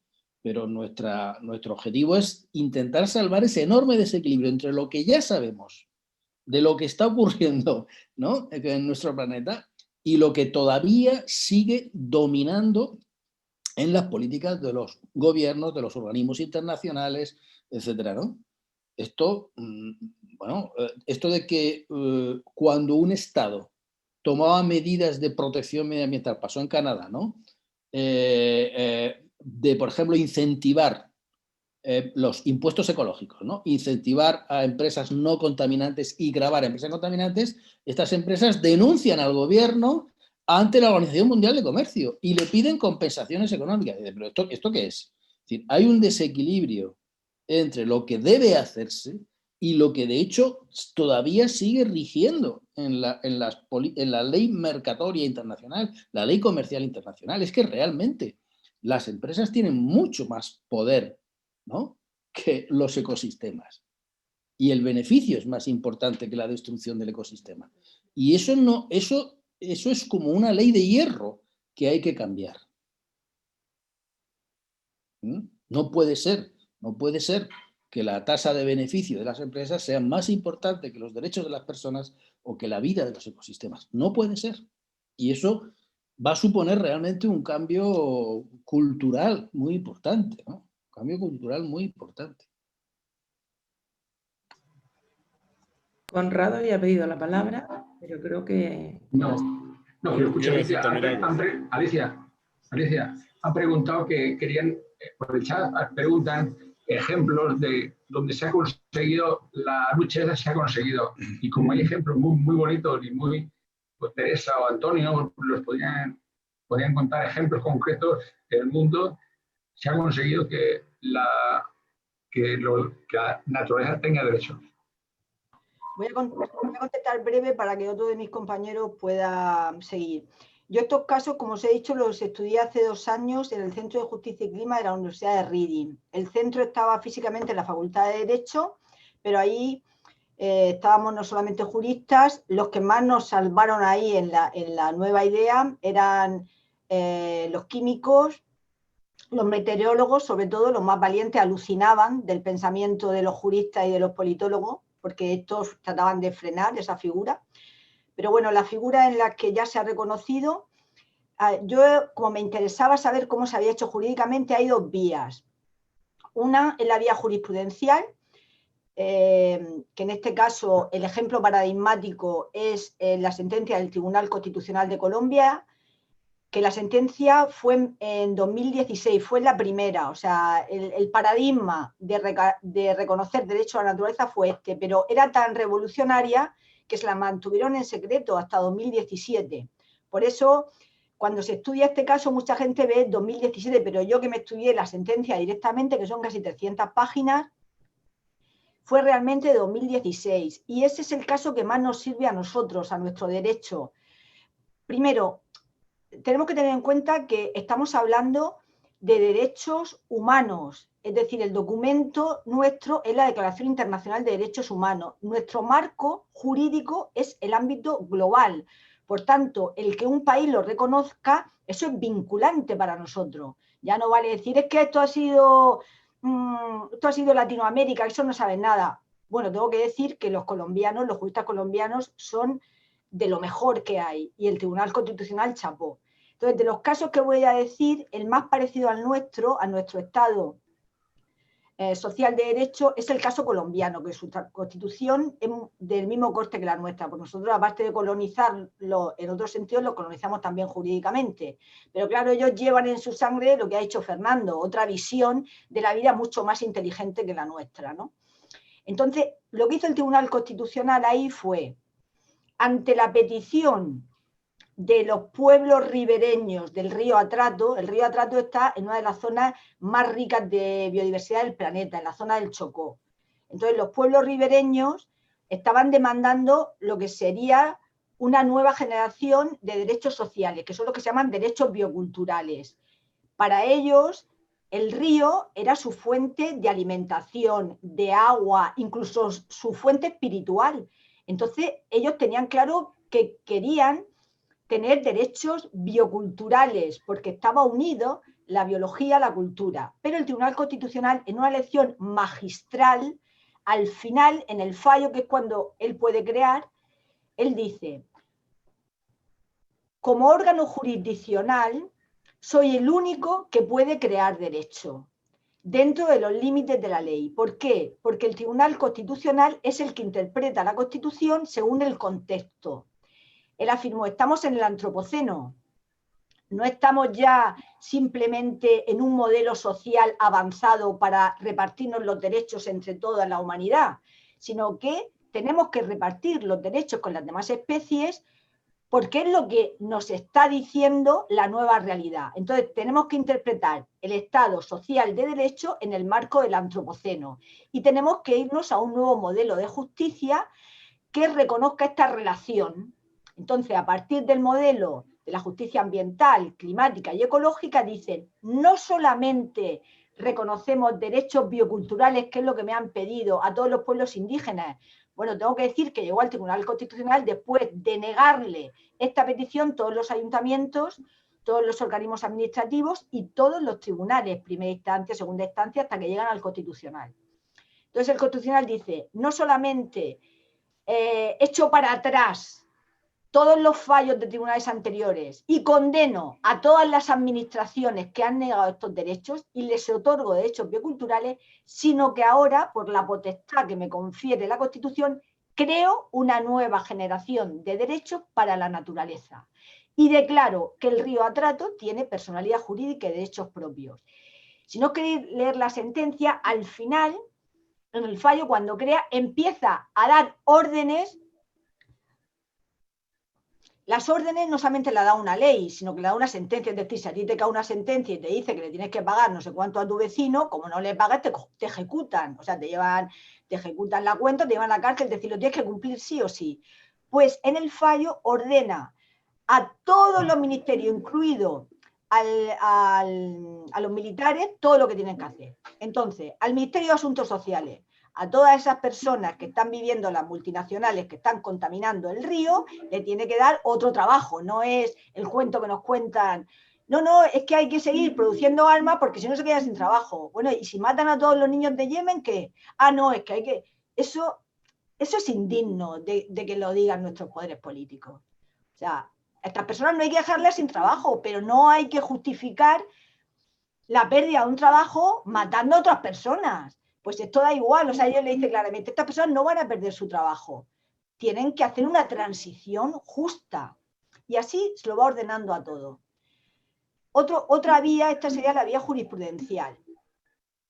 La vía más rápida, que también se parece a la nuestra, nosotros es que aquí lo que hemos hecho ha sido, de todo esto hemos sacado lo mejor para nuestro mar menor, para dárselo lo más rápido posible. La otra vía sería la vía del Parlamento, que es también parte de lo que nosotros hemos hecho con el mar menor. Es el caso paradigmático que fue, a partir de 2017, es como una cascada. Ya no paran de reconocer personalidad jurídica a ecosistemas de gran valor ecológico y en peligro, porque son el sostén de nuestro planeta, el sostén del ecosistema de la biosfera. Entonces, la vía del Parlamento, ¿cómo es? Bueno, pues sabéis que Nueva Zelanda lo colonizaron los ingleses, ¿no? Vino la corona inglesa y colonizó la isla. Entonces ellos ya querían parar la guerra que tenían con las tribus indígenas y de aniquilarlo. Entonces hicieron lo que es para nosotros una constitución, ¿no? Hicieron un pacto constitucional con los indígenas, con la tribu de los Wanganí. Entonces los Wanganí le dijeron, ¿y los derechos del río? Y yo decían, pero estos tíos es que están locos, que es que estos son unos retrasados, estos son de las tribus, estos son indígenas. No, pero si eso no pueden tener derecho a los ríos. No, sí, es que yo soy el río y el río soy yo. Yo soy el mar menor y el mar menor soy yo, que es lo que dicen los movimientos de defensa del mar menor. Entonces, cuando en 2018 creo que fue, después de lo del atrato, en el Parlamento de Nueva Zelanda le reconocen personalidad jurídica al río Wanganí y la corona británica le pide perdón a la tribu de los Wanganí y le agradece que se haya tirado desde 1840 y tanto, que fue cuando hicieron el pacto constitucional, sin parar reclamando los derechos del río. Otro caso parecido al nuestro, al del Mar Menor, es el de un movimiento popular. Es que hemos cogido lo mejor de cada uno para poder hacer esto de nuestro Mar Menor con toda la información que tenemos. ¿Qué pasó con el lago Erí?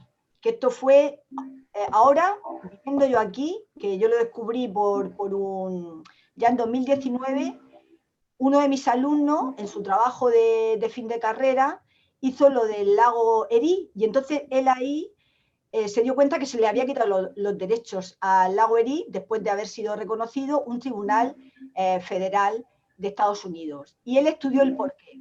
Entonces, el lago Erie fue parecido al nuestro. El lago Erie está en la zona de los Grandes Lagos y coge tanto territorio de Canadá como territorio de Estados Unidos. Pero ¿qué pasó? Que una ciudad pequeña, como puede ser Murcia, que es la ciudad de Toledo, fue la ministra, que puede ser nuestra ministra de Transición Ecológica, y dijo, no se puede beber agua de este lago, ni se puede coger ya peces, ni nada, porque está contaminado. Entonces decretó un estado de alarma. Pero claro, la gente de la ciudad de Toledo se alimentaba del río y bebía del río.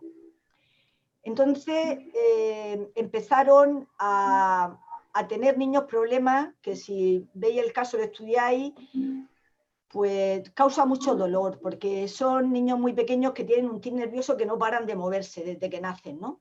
Y eso es por la contaminación de las aguas del lago. Pero las mujeres empezaron a tener hijos con malformaciones. Entonces se tiraron a la calle directamente, encabezadas por las mujeres, y dijeron, este lago tiene derecho. ¿Y qué hizo el gobierno de Toledo? Les apoyó. Y le dijo, vale, esta Carta de Derechos vamos a llevarlo al Parlamento. Vamos a llevarlo a nuestra Asamblea Regional. Y le vamos a dar todo el trámite del derecho positivo para hacer una declaración de derechos. A mí me recordó a Olimpia de Guz, cuando nos dijeron, cuando después de la Revolución Francesa, las mujeres todas contentas, las revolucionarias, entramos a la asamblea y nos dijeron, no, vosotras a vuestra casa. Y entonces ella se fue con sus amigas, porque eran las únicas que tenían ese poder, las únicas mujeres que tenían ese poder económico e intelectual, y redactaron una Carta de Derechos. Esto fue lo que hicieron las mujeres del lago Erí, pero su comunidad los apoyó. Y entonces hicieron un referéndum legal y salió la Carta de Derechos, y entonces se aprobó en su asamblea regional. Y entonces ya el lago Erí tenía derecho. Yo fue el último caso que estudié en la Universidad de Reading. Pero cuando vine aquí y mis alumnos empezaron a estudiarlo, pues este estudió que se lo había quitado un tribunal. Y dijo, yo voy a estudiar por qué se lo ha quitado. Y yo me enteré allí en la defensa del tribunal. Bueno, me lo había leído antes porque yo era su directora. Pero lo explicó muy bien. Fue porque, claro, imaginaros que le damos derechos al Mar Menor, que nosotros conseguimos las 500.000 firmas, ¿vale? El Mar Menor tiene derechos. Entonces, ¿qué pasó en el lago Erí? Allí el lobby es no solamente agropecuario, o sea, agrícola como el nuestro, de la agricultura intensiva, sino que es agropecuario, ¿no? Ahí tienen mucha ganadería. Entonces, ellos todo eso contaminaban, ellos eran los grandes contaminantes del lago. Entonces, una multinacional les pagó los abogados a unas cuantas granjas. Entonces, esos abogados, claro, como las multinacionales tienen tanto dinero, yo lo sé porque mis alumnos al final me dicen, profesora, yo con sus ideas me muero de hambre. Lo máximo que llego es a defender la marihuana de supervivencia en Alcantarilla y los alrededores. Entonces, se tienen que ir, aunque dicen que no pueden dormir, a las grandes empresas y los grandes bufetes porque les pagan unos sueldos por estudiarte una cláusula. Entonces, claro, les pusieron a esos abogados y perdió los derechos. ¿Pero eso quiere decir que ese lago no tenga derechos? No. Eso quiere decir que ya van a luchar por unos derechos que le han quitado. Como a mujeres en otros países nos quitan los derechos, no quiere decir que ya no tengamos derechos. Una de las cosas mágicas de los derechos humanos es que una vez que se ha conquistado una generación, eso puede volver a traer en un momento, pero enseguida vuelve a ese nivel. Entonces, el lago Erí, mientras que ese tribunal, con unos abogados pagados por las grandes multinacionales, le quitaban los derechos al lago Erí, cuando esos niños no hay persona que los vea y no se eche a llorar de los problemas que tienen de los nervios por esa contaminación, mientras nosotros, en la ciudad de Murcia, era nuestro ejemplo para reclamar derechos al Mar Menor. Entonces, esos son los casos. Últimamente otro que también se ha dado ha sido, por lo que ha dicho Antonio, la Amazonía colombiana. No ha podido ser, por lo que ha dicho Antonio, la Amazonía de la zona de Brasil, porque ahí está el oligarca este, que ese, vamos, va a acabar con el pulmón si no le paramos los pies. Pero en la zona de Colombia, gracias a esta sentencia del Tribunal Constitucional, han logrado a la Amazonía colombiana darle derechos propios.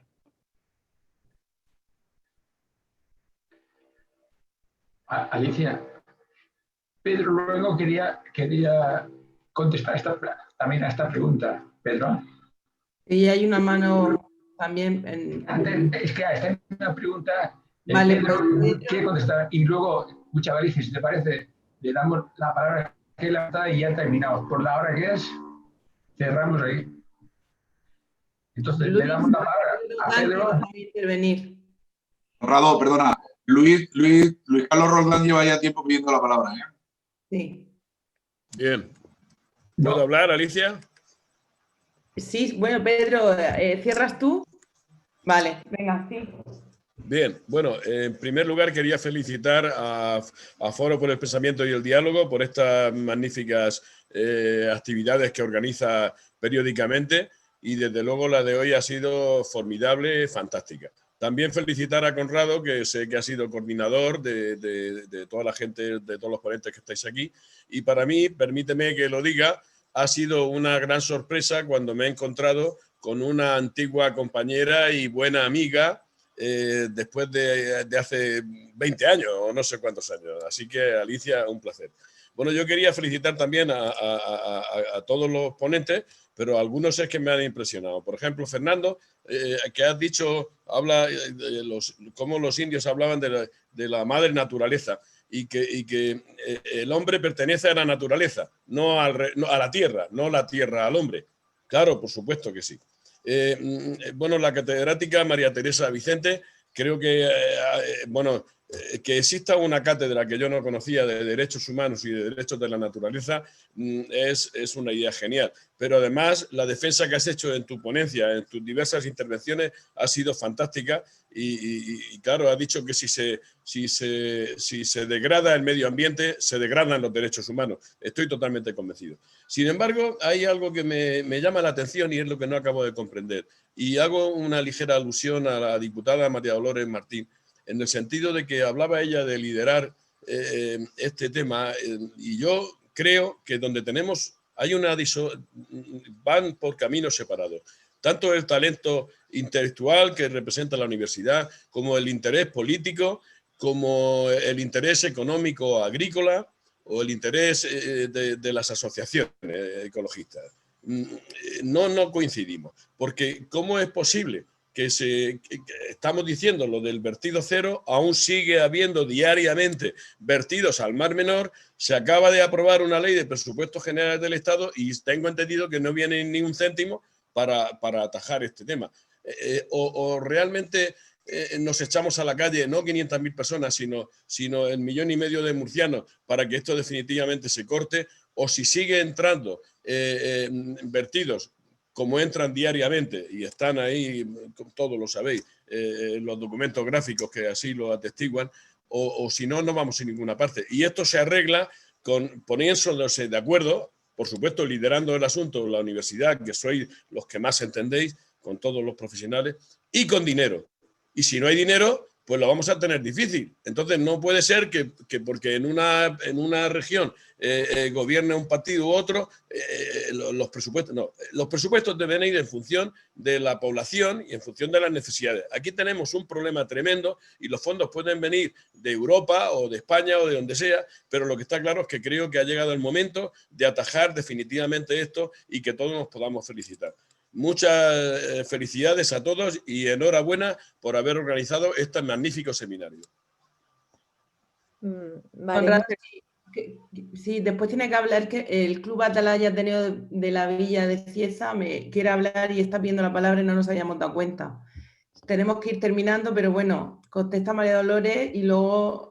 Bueno, perdona, bueno, antes ha salido más mi impulso el de decir, bueno, ahora mismo sabéis el contexto a nivel político en la Asamblea, la ILP, ya sabéis que parece que hubo primero que estaban dentro de un convenio y ya sabéis, los diferentes partidos políticos no han querido sumarse, entonces por eso me ha salido esa vena de decir, bueno, es que de verdad creemos nosotros en eso. Y ahora mismo, Luis, nosotros no estamos en el partido, estamos legislando, no estamos ejecutando, entonces ahora mismo el deber es de quien tiene la responsabilidad. Sabemos que desde Teresa Rivera tiene un especial interés.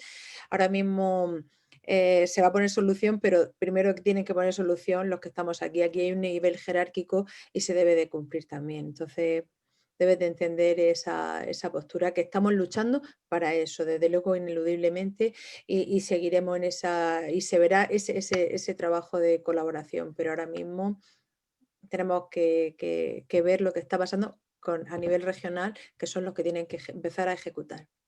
Vale, muchas gracias.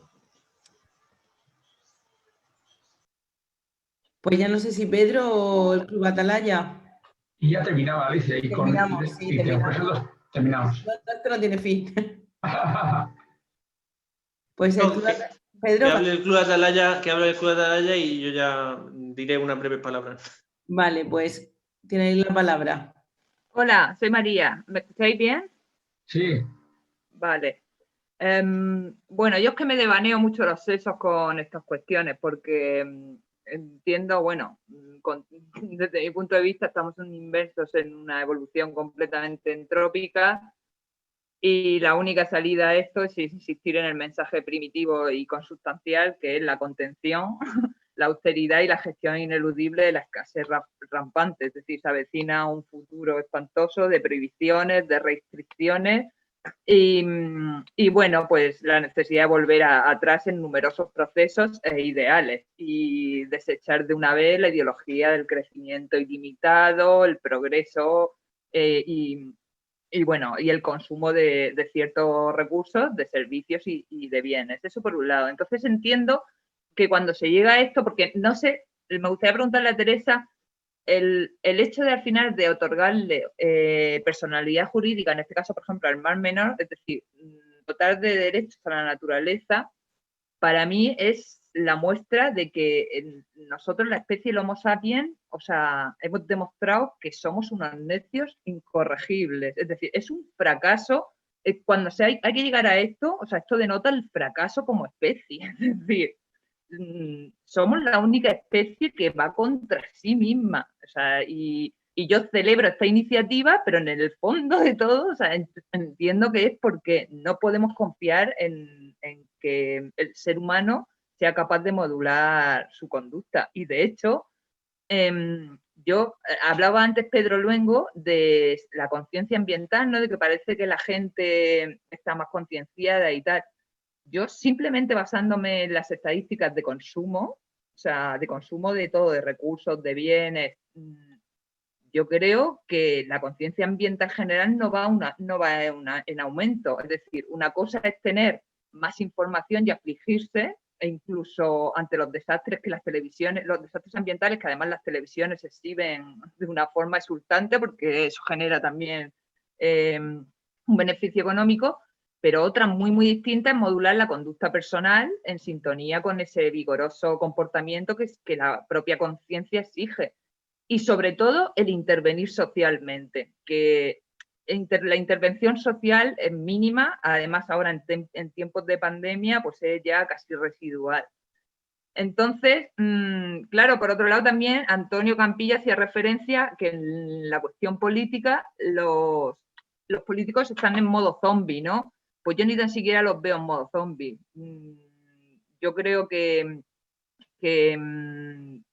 los políticos del clima, que son unos descreídos, unos insensibles y en definitiva son unos farsantes, así como las empresas aparentemente concienciadas, como la Iberdrola Verde, etc., lo que han hecho, y lo han hecho ya, ha sido mostrar de cara a la sociedad como que están dispuestos a poner en juego su inmenso y creciente poder, pero en realidad lo que han hecho y han decidido ya a su manera y según sus intereses es promover un nuevo crecimiento que consiga mantener el status quo, es decir, mantener los niveles de producción y consumo de forma, en teoría, limpia y sostenible.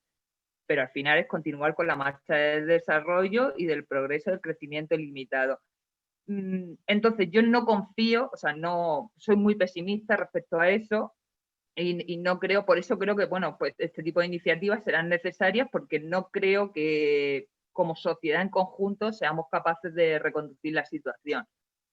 Pero claro, simplemente quería apuntar ahora una cosa, es decir, es una idea brillante lo de dotar de personalidad jurídica al Mar Menor, pero que nadie dude que el asunto del Mar Menor es un asunto eminentemente político. O sea, la integridad física del Mar Menor se le ha sido arrebatada a la laguna. O sea, y es un asunto eminentemente político, no es otra cuestión.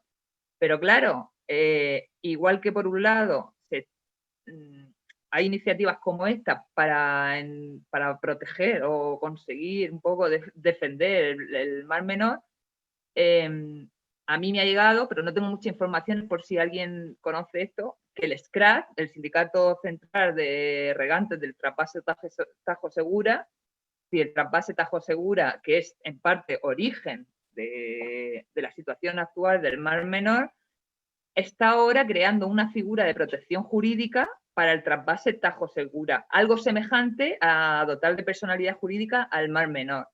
Quiere decir que por un lado se avanzan en ciertas cosas, pero digamos, bajo mi punto de vista, el depredador no se queda de brazos cruzados. Entonces, no sé, yo me alegro un montón de esta iniciativa, de verdad, pero soy súper pesimista porque como sociedad en su conjunto, no sé, yo simplemente ya decía lo de las estadísticas, los índices de consumo, de todo, o sea, denotan que vamos en una dirección completamente contraria a la que deberíamos ir, que era lo que decía, la contención, la austeridad y no sé, creo que las trabas van a ser muchas, porque apoyos políticos, no sé qué apoyo político se contempla con esto. Y bueno, espero que el popular sea masivo. De hecho, el Club Atalaya queremos ser un punto de recogida de firmas de la ILP aquí en Cieza, pues para que la gente que esté concienciada con este asunto y que quiera participar, pues pueda desplazarse, o sea, de aquí del pueblo, pueda firmar. Y colaboraremos en todo lo que podamos, pero que tengamos en cuenta que el depredador de brazos cruzados no se va a quedar. Gracias. Gracias a ti. Bueno, Pedro, ahora sí tienes la palabra y ya es la última palabra de esta noche. Vale, pues muchas gracias. Voy a intentar ser breve porque, bueno, había ahí un par de cuestiones que se hacían. Una era porque no hemos tenido los movimientos ecologistas el éxito que han tenido otros movimientos, como el feminista que ahora mismo pues está también bastante activo. Y luego, pues también en relación a la intervención que ha hecho María, que también pues hay ahí unas cuantas cosas que yo matizaría. Por un lado, pues los movimientos sociales, en general tenemos el problema de que muchas veces nuestro trabajo tiene escalones, entonces tenemos que dedicar mucho esfuerzo a concienciar y a transmitir ciertos mensajes y es en momentos en los que hay algún elemento que crea un punto de inflexión, cuando eso entra, como si dijéramos, en la conciencia activa y genera o promueve que se generen ciertos cambios. Y tenemos varios ejemplos recientes, por ejemplo, el tema del cambio climático. Hay organizaciones que llevamos muchos años intentando pues que cale el mensaje, intentando concienciar de la necesidad de cambios en nuestro modelo individual de consumo y colectivo. Y todo esto, pues, lo hemos difundido con mensajes de todo tipo y por todos lados. Y el momento en el que hay un informe del panel el IPCC, el panel intergubernamental sobre el cambio climático, que dice que estamos en un momento crítico, que nos quedan muy pocos años para poder poner remedio y que el cambio climático sea más suave y no sea catastrófico. Y esto hace que una parte de la sociedad despierte. Aparecen personajes como Greta que hacen saltar la chispa y de repente empiezan a surgir movimientos por el clima, movimientos por el futuro, de distintos colectivos que van cogiendo esa conciencia y surgen iniciativas locales que se producen o se reproducen en distintas partes del mundo, pero que principalmente son iniciativas más locales, ¿no?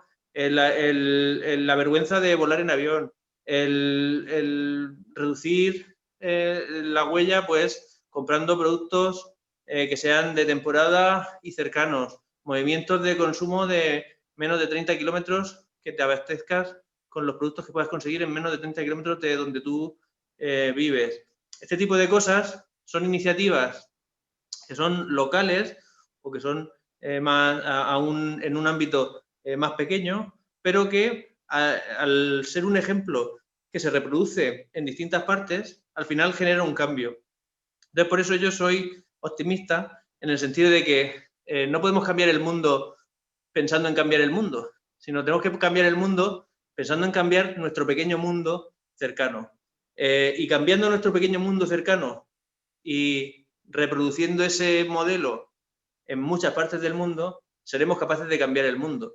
Y yo creo que, a pesar de que parece que hay un poder omnipotente del sistema económico y de las empresas, en realidad hay muchos ejemplos en los que la sociedad, cuando se une en luchas locales, consigue resultados importantes, ¿no? Se han comentado aquí algunos casos, pero podríamos poner muchos ejemplos. Entonces, yo sí quisiera un poco terminar la intervención con poniendo un poco de esperanza y dando algo de optimismo con un panorama que no es nada halagüeño, pero tenemos margen de actuación y creo que podemos ser capaces si nos creemos que podemos ser capaces. Entonces, pues nada, animo a la gente a ser el motor de su propio cambio local y reproducir este modelo en distintas partes para que sea, al final, con pequeños cambios, un cambio global. Conrado, yo creo que deberías cerrar tú, que eres el promotor de la iniciativa.